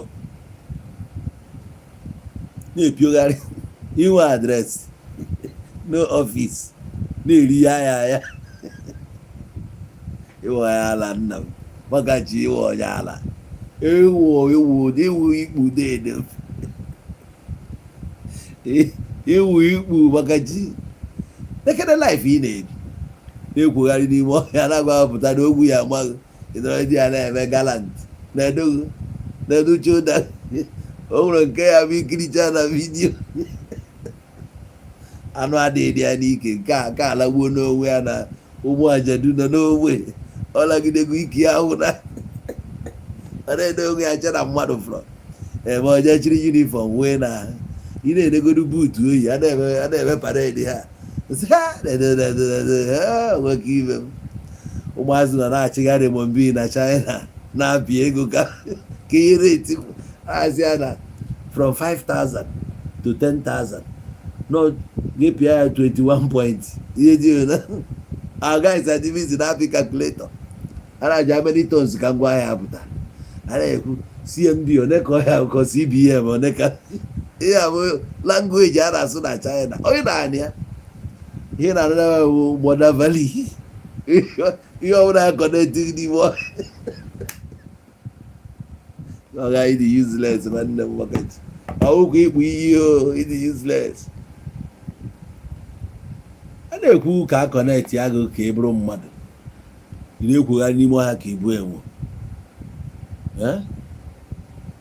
na-ekwugharị n'ime ọhịa ka ibu enwe na-enyegharị kọmplen onwa nke kwere gị omume ọ bụ ọhụ ka ị ya alanwu asị ka etighị na Department of Amụ ọ bụrụ ụmụ ajadu a ije rejista ị na-alị ahụ ficha ụtụtụ eme eti inye gị kwere gị akwa ihetego imechala nwa aja exercise ị nọrọ dị ya na ụmụ akwụna anọsị ọta ụmụ nwoke kwesịrị ekreti elu ọfis ijelaba ọhụ ị na-erigodo ezigbo nri na refresh na-eje jim amara na ọhụ ka ị a na-abịa afa na ebe dịka masaji ewee gụ n'ọrụ mana ọtụ ka eji ịla di ya onwe ụmụ nwaanyị a na-amaba amụ n'ike for some time ọka ọ na-arụ ije n'ebe a amanaghị ha ka ị na-arụ ịma gị nwee adreesị onwe nwanne uchere efu ọ chọtaghị di ya onwe frend chefu ọkpọ ọgụ na fon ịdị proud za kewu n'ime ọhịa ke ka gị na netwọk si na-eje mmiri zobe ka gị si eje ana sọ mụajadu special mmadụ a na-asọpọtụ ihe ọjọọ ịbịa ebe nkọgheri onye ọbụla kwesịrị ije bara onwe ya uru kwesịrị na anụ ọgụ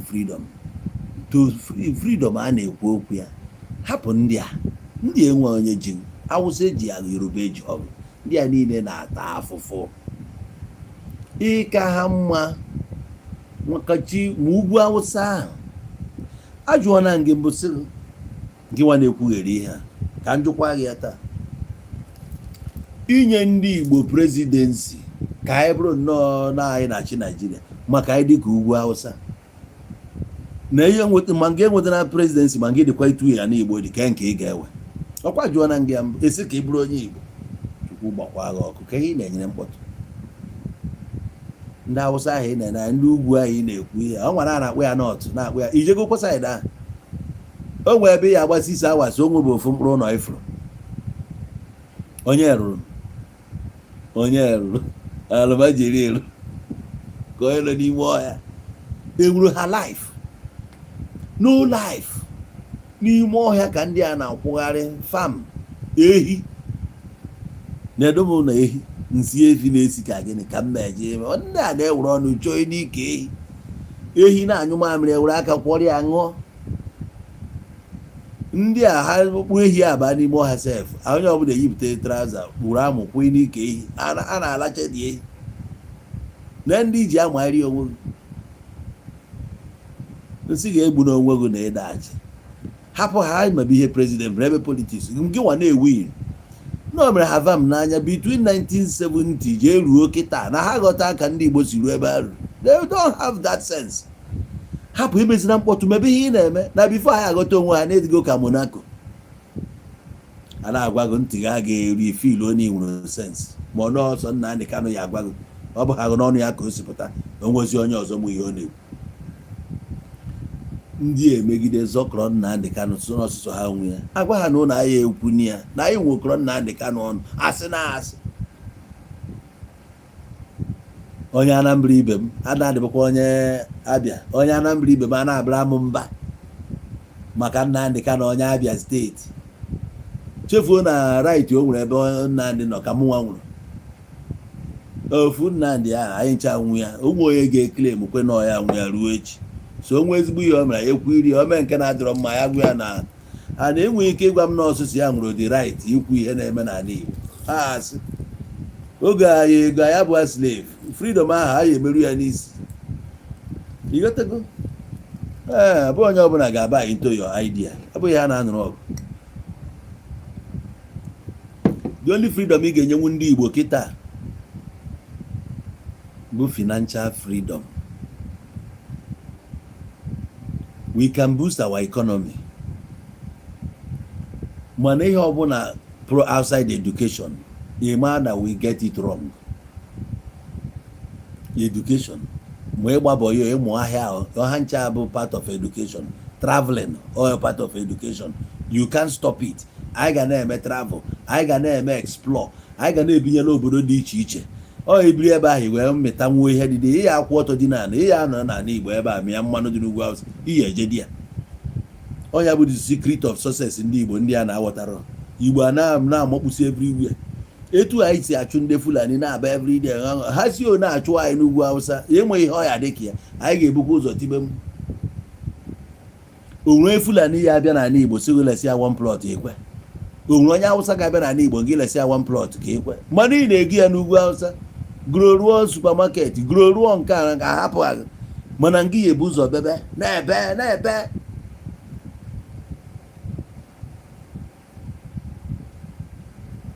anyị chọọ ka anyị dị oke ọ bụzi anyị nwa anyị atabago dị afụ bụ na anyị atabago mana ka ụmụ anyị hapụ experience ihe anyị experience anyị niile ibebe akwa n'ihu ụmụ anyị ha ga-afụ anyị as weaklings anyị ga-stand strong even in the face of hardship. Even in the face of suffering, we will not betray them. I betray Hageto with fear. We will stand as if no one ever like Spartan boy. I have be able to go the pain. I have to go the system. Can you possess that fear? You have confidence. There the way happen there. Choba akwụkwọ, goba akwụkwọ, na-eche ime travel ngwa gbado anya eche ịgba bọọlụ gbado anya ka nke iche ime a na-epush udu akọ mmiri ba etu akosi epush ụmụazị ya kpọpụ obodo ibe eche ịgụ akwụkwọ kpọpụ iche ime nka ọya we arm our children with education ha gbara ihe karịa ndị a proper education technology bụ the way mmadụ anyị niile eje na-egbu onwe ya oge ihe ịma na ọya help gị je na-agụ ya na social sciences anyị na ebe mass com gị nwa nke anọ market ọ dịkwa mma mmadụ kwesịrị ịdị enlightened onye ọbụla mana ifụkwa AI ya ebe a teke anụ mgbe ndị mmadụ ji wee chọpụta na Facebook na-akwụ ụgwọ ịfụ ihe men ọ bụ iji anya ga-afụ ya ọ mmadụ nyokwuru na Facebook na-akwụ ụgwọ even when ndị nọ Nigeria na-amarọ ndị Igbo nọ abroad eribego Facebook ribego YouTube isi onye nọ n'ụlọ ebe a nya subscribe to YouTube ume mmapụ abịa ofilu ọ na-egi ya gwuo ha enwe the knowledge fe nwere the proper information at a point ifu na ana Igbo nọgodu na ala gị behind ya ka mmadụ ga-eji gbuo mmadụ maka BlackBerry many things mechara ya ihe na-enwere ihe eji eme ebe ni ụwa na-agbago so oge ha ji chọpụta na YouTube na ala ebido onye ọbụla ekwuru ozi gịrị mana onwego ndị na-eri ego ya sinsi gbachite nkịtị mana the information adịrọ to you oge iji wee ka nweta the information ka ịghọta nọ information bụ the key a na-ekwu okwu information technology na IT nọ ihe niile abụ the way ọ ihe niile abụ the way ọ ihe a ka ekwesịrị ịkụzibere ndị mmadụ not telling them about ndị Fulani about bad governance in Nigeria ịgbasizi ahịa what will change it ha gara ebikwe in the state of hopelessness after all their father were failed Nigeria failed their father Nigeria failed who failed ibebe akwa fail ka ihe chọrọ ka ụmụazị a na-afụ the same picture you na-create ka ha na-afụ you create a positive picture they will buy into it, you create a negative one they will buy into it. So which one do you want them to buy into? I want to stop with gbasara church. We are trying to stop it because na ndị nọ ahead of us ha stop gị ya change their mentality. So I know what that wind of change here. I na-ekwuzi ya ndị gbara n'afịa n'ebe antichrist. Yes, ị ga-abụ anti nke a bụrụzie pro nke na-aga aga. Mgbe anyị na-asị subscribe to YouTube ọ na-achọ ya na Craig ya, mana ị mechara fụ the truth. Ihe ajụkwa onwe bụ ihe ndị a na-ekwu ọ bụ eziokwu. Ndị ọcha ka na-eje ụka ha na-ejezi, China ada eje, mana ebe ha nọ gịnị gbasara chọọchị na anya ebe ahụ ka nsogbu odigodo, because ebe ahụ ka ilu zuru ihe ịbụ, ebe ahụ ka anọbere watch ya finally. Ya kpatara na inwezi ya self confidence. You believe na o nweziri something nọ n'elu ga-enye gị divine ife nwa na-echezi miracle. Instead of you to work out your miracle, you are waiting for divine miracle. And I'm going to change your mentality. You watch the kite, for many people afubago the difference they na buy into it. I was traveling to my village, wepụta n'ọba ka m gbaa fuel. Wee si one girl nwaanyị akịrị frog ndị ọzọ nọ n'ụlọ ụka ije nwere ụka. Ọ sị na ya n'ọlụ n'ọzụke ndị ga-aba chief tu nke a ya wee nsị a so ije ụka ebere ọlụ nsị Amaneka dị ndụ ruo kịta enweba ka esi strike ya ga-enwụọ na-echekwa na onye na-ejere ụlọ ụka na ọya anwụ. Ọ sị na ete nsị a na ọka efu ya. Now because of ego a ga-akwụ the girl, ọ na-arụ ọrụ ọfụgo that she can't afford to miss all one because of church. Etu akwa ka thousands of them ga-esi wee dịba busy ma ọ bụrụ na enwere factories ebe a.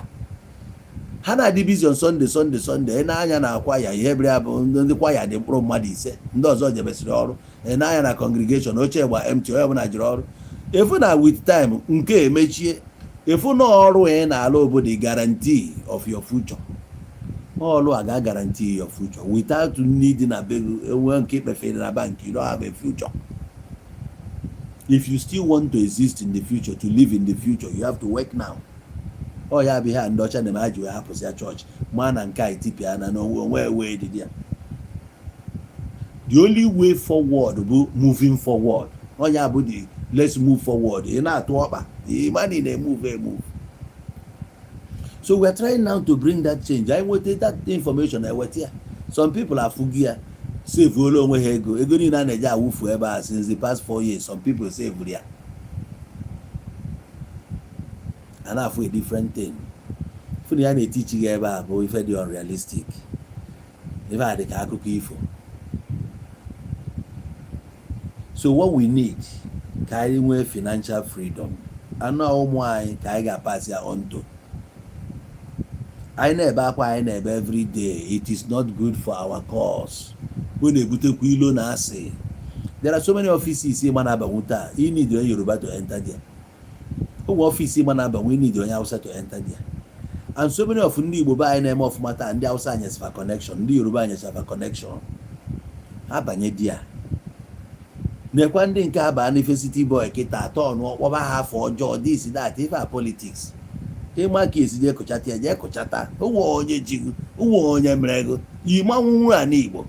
Enwụọla ana Igbo, enwụrụ ozugbo ya enwụrụ onye ọbụla emove on. Ọ nwa esendere. Ị na-ebesa akwa.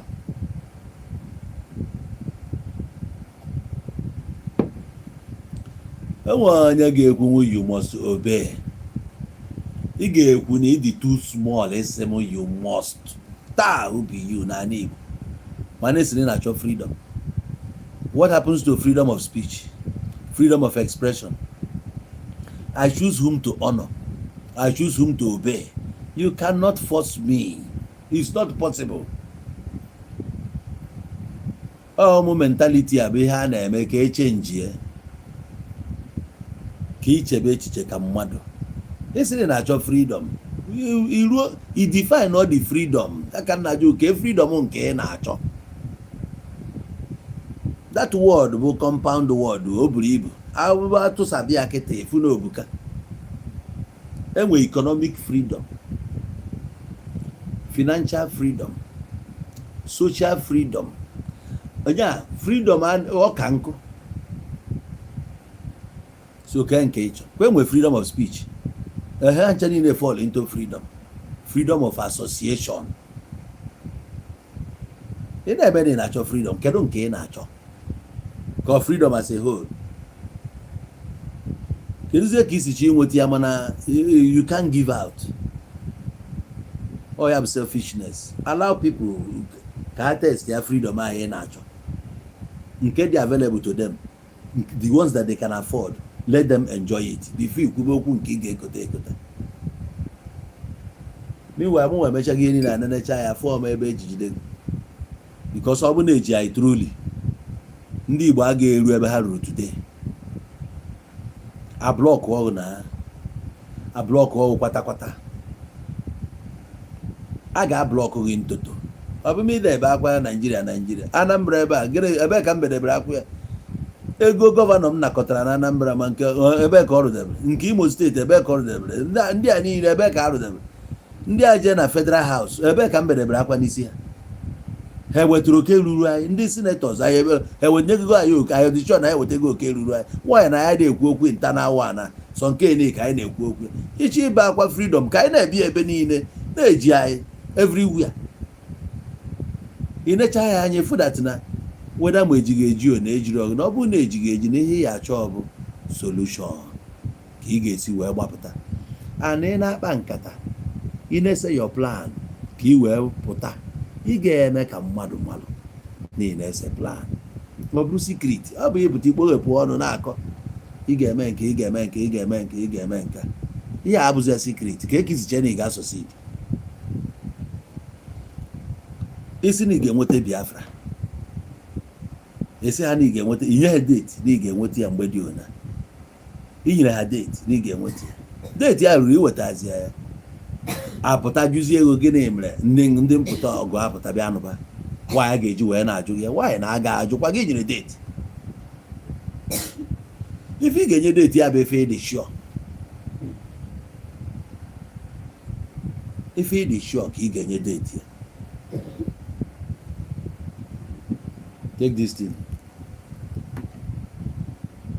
Ọ ife dị sure ya ka ị ga-enye date ya. Ọ bụ ya ka esi eme ya. A ga-emegide aka ndị a niile siri ike. O nwere otu ọbụla m ga-esi preach ya mee preachiri ya. Why o ji take Moses so many years bịa wee save ndị Israel from Egypt? I don't tell you. Ka o ji wee take ya how many years ya ịbịa? Ozugbo hapụrụ ha ọnara straight. O tekiri ihe niile nwere process 40 years. Ihe niile nwere process. Iwu abụọ na this generation. Iwu nwa mgbe edebere ya na this generation ga-eme achieve. You never know. O nwere ike bụrụ in the next 50 years ka ọ ga-amachụọ. Igbubegodo onwe gị na. Igbube onwe ka ndị gị na ha ya plans ya.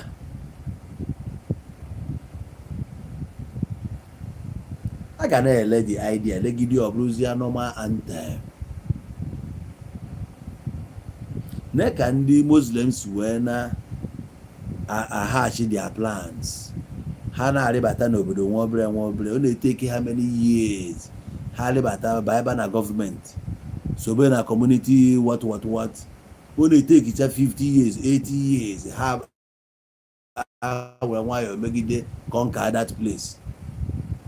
For ndị Igbo conquer Lagos wa conquer Akita Igbo how many years from 1970 anụchara war ka ndị Igbo ji wee na-agbaje Lagos bagide Lagos wee bụ ndị nwezi Lagos taa na ha na Peter Obi ndị Igbo na Yoruba amara aka ndị Igbo emeria dị ya gbaka how many years o tekiri many. So ị na-create awareness nye onwe gị mee ya ka ọ bụrụ a long term plan. Esi ka ime ya gwom ọ ya ajọ njọ. You know they work like that. Modalities eji eme ihe na nke eji eme before above. Ka ị na-efi na-edikwa smart, ndị ọzọ dịkwa smart. So in order to outsmart these people, you need more education, need a lot to outsmart these people because they are fully prepared for you. You won't let them understand if in man. You take them by surprise. Mana ikwutie ndị Igbo nọ n'amị okwe kwuru okwu ụbọchị a ndị Igbo na-asị ndị mmadụ bịa enrolu ndị Igbo gbara ọsọ slọt enyere ndị Igbo ekweghị abịa ma ịma na ihe a nwekwara mgbe o yi eruo mee affect otu esi kwuo ka eme census ndị Igbo asị ndị Igbo na-emekwana census don come this that eje gụọ ndị ọzọ a na-eme anyị minority epụta echi si na politics mana mgbe a sị gụpụta ka agụọ ọghọ na ejụrụ na ya afọ ọsọ ahụ ekwusi n'ihe n'ọsọ ka ya na-akpụ ya n'ọsọ mmadụ 20,000 ka ndị Igbo dị eburu minority a ekopụ ihe na-ego from the national curriculum ewepụ na ihe onwe ihe gbasara because ịbụ minority ibute esi na-aba mba enye gị 5 states ị na-asị nwaanyị ndị ọzọ ji dị 6 enyere anya na demography echekiri nọmba ụnụ dị a na-echek all these things.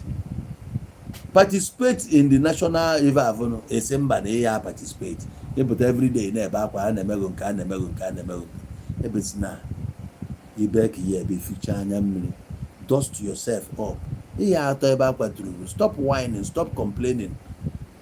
Ife achọrọ ife bụ your doings gị bụ ife mata nọ ebe akwa everyday a na-ata ya nna ụmụnna ọ dịgo ka ọ ga-adị ebe a ka m chọ ka m nweta n'isi njedebe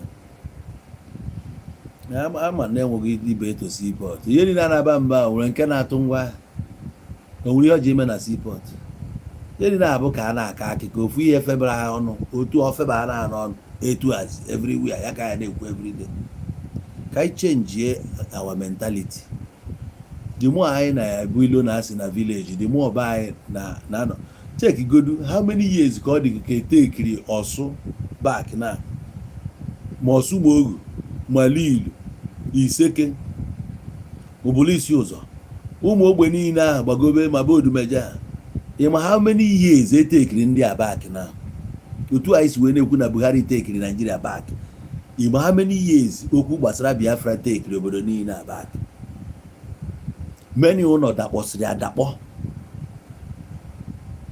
many houses dakpọrọ adakpọ some families abanwe be in the last 4 years such family na-abara dia ije ihe ajibiri ezukpọsị anya ụlọ ha adakpọna ga-eme ka esi nweta ga-eji arụ ụlọ ọzọ wee gobekwa properties niile ma nke ezuru ezu ụfọdụ motorcycle ha debere gba ọsọ eburu ya ite na ihe niile damage ịma many years o take ndị a to recover ege ga-eji m ihe bara uru set a whole community backwards.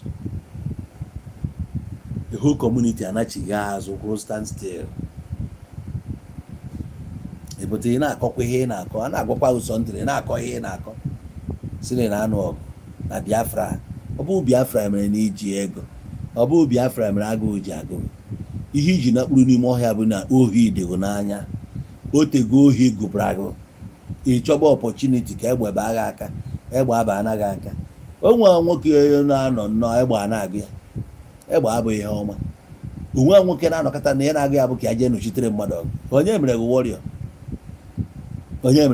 ọsọ oge ihe siri ike onye ahụ chiri rekrutu nke ije banye n'ime ọhịa ya kpọkọta ụmụnne ya ka ọ nọcha niile banye dị ya ọfụ obodo oyibo ọ ya akpọfe gị ọfụ achọpụ mepeelụ gị gwazie ngwa nga zụba na ihe na-azụpụta ego ka e were ya na-azụkwa ndị ọzọ ọha ncha bụ empowerment ijebe ịnụ ọgụ ndị Fulani ya na-ewere obodo gị mere gị employ ego one ka village gị na-akwụ village chi meghe employ ha ga-ebute motorcycle ga-eji na patrol bute double barrel bụ igi enye ụnụ nwa jai training ndị polisi abịa train oge amara na onwere ndị na-ewe eji war against ọ bụrụ na ịbụ voluntary organization i register under Boy Scout MOD Man O' War Boys Brigade ikurie na-eje ije nọchitere ọnende ka na-anọchitere ị na-achọ ka isi evu Biafra land ebe bụ Biafra land ebe bụ ya isokwe save ndị Akwa Ibom ka ọ na ha na Biafra land ya ọnwụ adịghị egburu mmadụ ebe a ndị Fulani adịghị eru side ahụ isave nwa Cross River ije na-etum Akamkpa Obubra Yakọ Yale Ikom river niile ha ncha bụ Biafra land ije side ahụ je save ha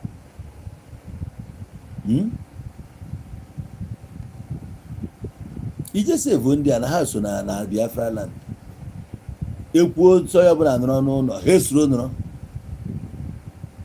ime ihe niile ọ dị sekshọn a n'ọsụsọ ebe a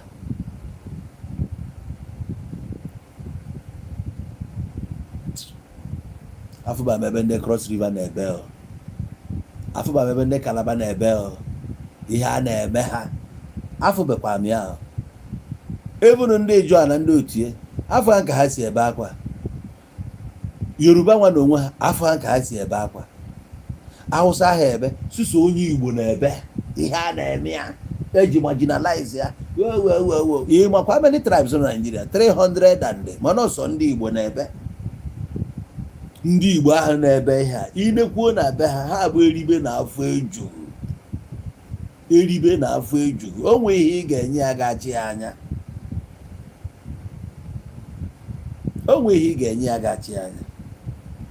onye jiri akwamozu na-eme expect ka enye ya rice mana akwamozu ka ọ jiri gwa na ndị a dị selfish anya ukwu o nweghị ihe ebe ha ka imeta ha asa gị isi isoro na-ekwugheri ha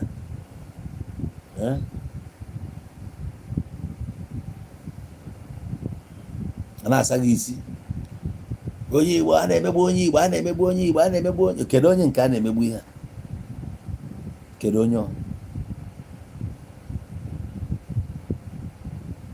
onye ị nọ ebe a mmadụ eje mepere onwe ya babin salon nọrọ ebe a na-akpụ isi na-akpụta ezigbo ego ejo na ihe eme salon ọ na-akpụta ego mmadụ ekunye eje buru keke n'anya keke ahụ na-agbasi ike were ya na-efidi famili ya ejo na ihe eme ya ọ da complain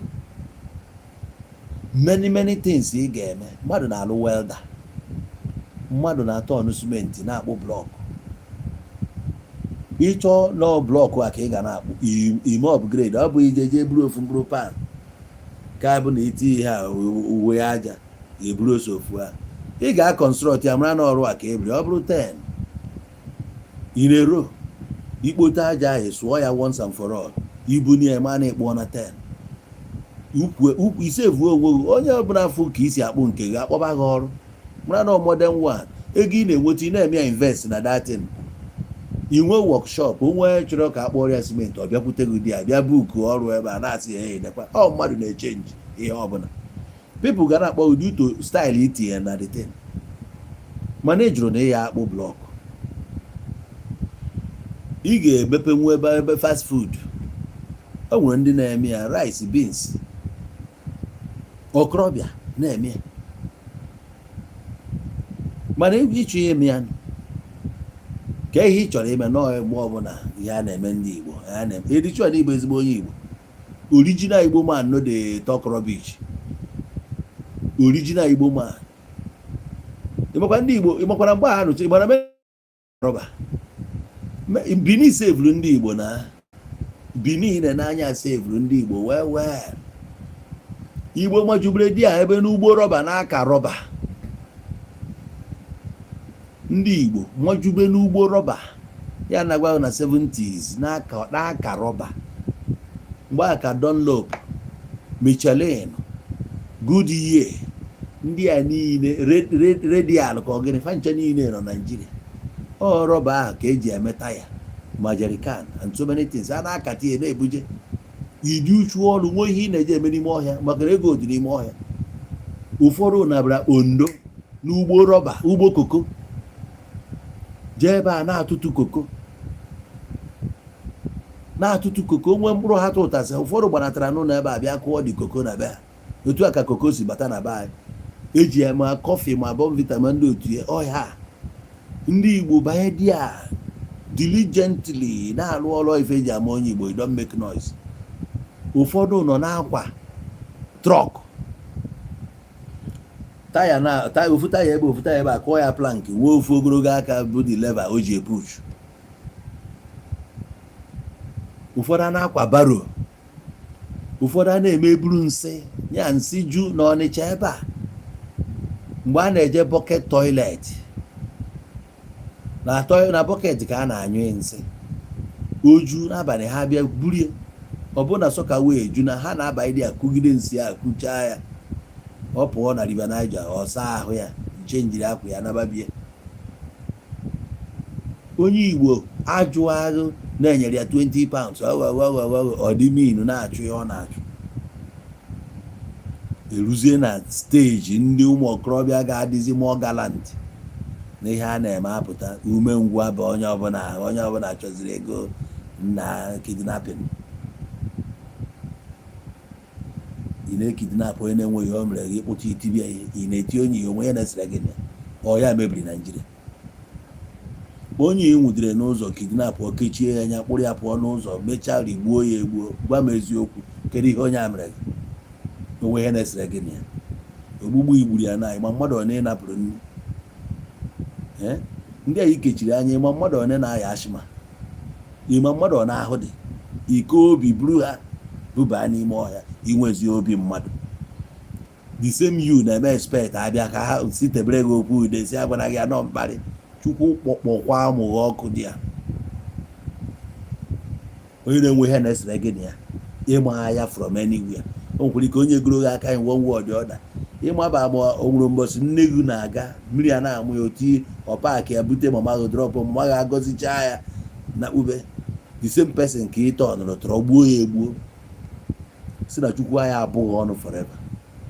Ọ dị anyị emecha nwụọ kịta abịa ụwa ọzọ afụfụ a na-akpụghị isi epụta kpọọ m echi kidney anyị gbuo gị ụwa gị iri si gbaa gị n'ọkụ. O nwere ndị a na-akpọ m mmụọ ma ajụ oyi ọ people like this ndị rụrụ arụrụ a na n'ụwa ha mbụ chighata kịta na-aka nwere ha ya eme ya na eji enwe kidney a ga-egbu ị ga-anwụ na kidney eji abịakwa ọzọ liver egbuo ijekwa gonorrhea ya tagbu.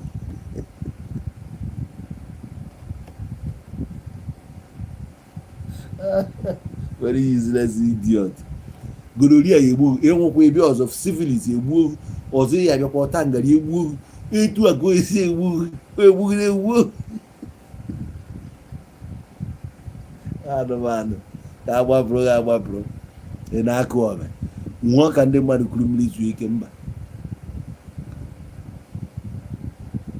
gbazibeghị a na-achụ ya na-ayọ Chukwu a na-ayọ ọbara afa mmadụ. O nwere ndị nọ na vileji ma ọhịa na-alụ mmiri ka ha na-echu na-anyara mmadụ tii tankị na moto onye chọọ ibe abụ na oje gbatara ya igbe ya na-ele 1 tankị mmiri na 1000 gallon ọkwa ya na-akpụ ya 1000 lita ya na-eri ya 18,000 tankị mmiri ọkwa ya nyere moto gbadaa na mmiri were paịpụ tụnye na mmiri mee mmiri na tankị burukwa jenereto ya ọ bịa gbagharị gị ihe ọ ya nara 18,000 mee ka ya research n'ala Igbo na 18,000 so ọ gbaalụ mmadụ 10 ede ife o ji bụ 180,000. O kwenye na-echu mmiri na vileji mana ọ ga-ejụrụ na ihe eme ya ihe echu mmiri gị nwee na-achọ oke ite isi ụka eji ebe oke ite nke ikpeazụ isi ya abalị ite a ị na-achọ oke ite ihe na-agụdebe gị bụ ka aka gị kpaa na triga nye ya agba egbe sisi ya bụ ihe pasịtara n'ụwa ga ịgba egbe ndị ọzọ fụrụ egbe agba ọsọ ọ na-atọ gị ị na-ebugharị egbe na-anọgharị n'ime ọhịa ibute onye aka ya dị ọcha igbuo ị narị ya ego ụfọdụ ka i butere anwụrụ ahịa ga etọhapụ ya n'ụzọ otu a ka isi n'ozu mmadụ ibe gị n'iyi ịma mmadụ ọ na-enapụgoro laif ka e ka isi efilu mụọ ya na ebe akwa na-ayọ gị ahụ ịma ụmụazị n'ọnụ hapụrụ na ya dị onye a nwere ike onye atagide gị afọ n'ụwa ya sef jikọsịcha ụgwọ ihe ara ndị a ofu moto na-ekpuchi mmehie ka efuru ya ka o bu ịma ma ọ ya nwoke ọ natara mmadụ ikori ya koro moto a na-ekwu ị na-egbukasị paasị moto na-ele ifu na onye abụrahụrụ igbu ya lee ya bypass na obi ga ajọ ka obi ajọ ọṅụ obi kpọrọ ọgụ nkụ gbukasịa mmadụ ibe lee ya ka mgbuka esiri ya eje eluigwe ụmụ atrocities niile a ka ị na-enwe obi na-agbachitere ndị ọjọọ anyị nwere na be anyị just because n'okwuru okwu na ya bụ onye Biafra, onye kwuzie na ya nọ Biafra, ọ dị justified because na ọ sị na Biafra. Iwu ya asị ka iwetu anya na ka ị mara ma ndị a bụ Biafra ka a na-eme eziokwu. Anyị na-agwaghị na ihe a na-eme abụzikwa ihe Biafra. Ị na-aba nwanne reason n'onwe ihe gbasara Biafra liberation ma iweta freedom, onwe ihe gbasara freedom na kidnapping. Na freedom abụọ n'ime ọhịa ka a na-achụ ya. Hapụ onye a nọrọ n'ime ọhịa, hapụ ya. Ime research ị ga-afụ ihe ihe eweta fụ n'elu a ihe niile arụ n'ime ọhịa anwụ maka chika nna agwa mana ị na-ediri research ya gụọ onye ọcha mana iwu ma ihe ya ka o ji dee ya edekwa bịa dị ya ọ mana ike ya ekweghị ji egụọ ihe a na-eme anyị na anyị na-egotegodo fon tisi kaadị ị na-achọ ka ịba na Google ewee list ya elu iwu ya niile ịya agụnata ya agụ ya eme bụ scroll oje ebe ya nwa aka akpọ na-ekwetago echizi kịta ara amịrị gị MTN na-ezu ohi data gị osila mana ọ ngị na-agụrụ ihe a ka ị marakwa ihe ị na-asaịn. Ị na-ebe na mmadụ nọ n'ime ọhịa nọ n'ime ọhịa, hapụ ebe a enwere iji ime ọhịa ya hapụ ya jee mee research. What can I do to onye nọ in my backyard?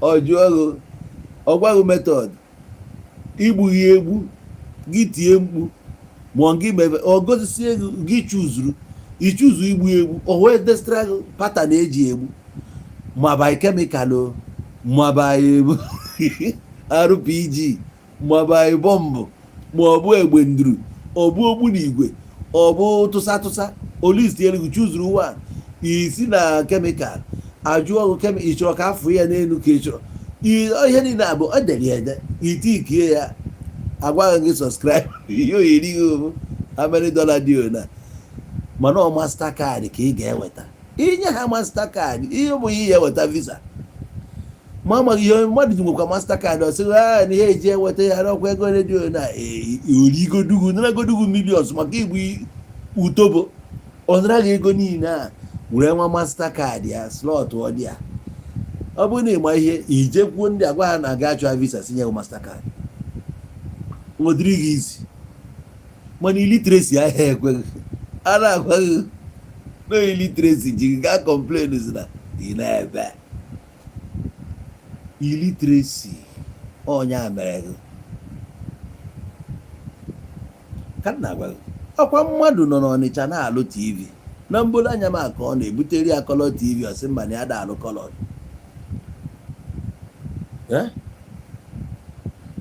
ị na-anya fụ na black and white na-apụ apụ na ọkọlọdụ ka a na-alụ jee mụọ kọlọdụ ejụrụ ajụ na black and white mechara agụ egbuo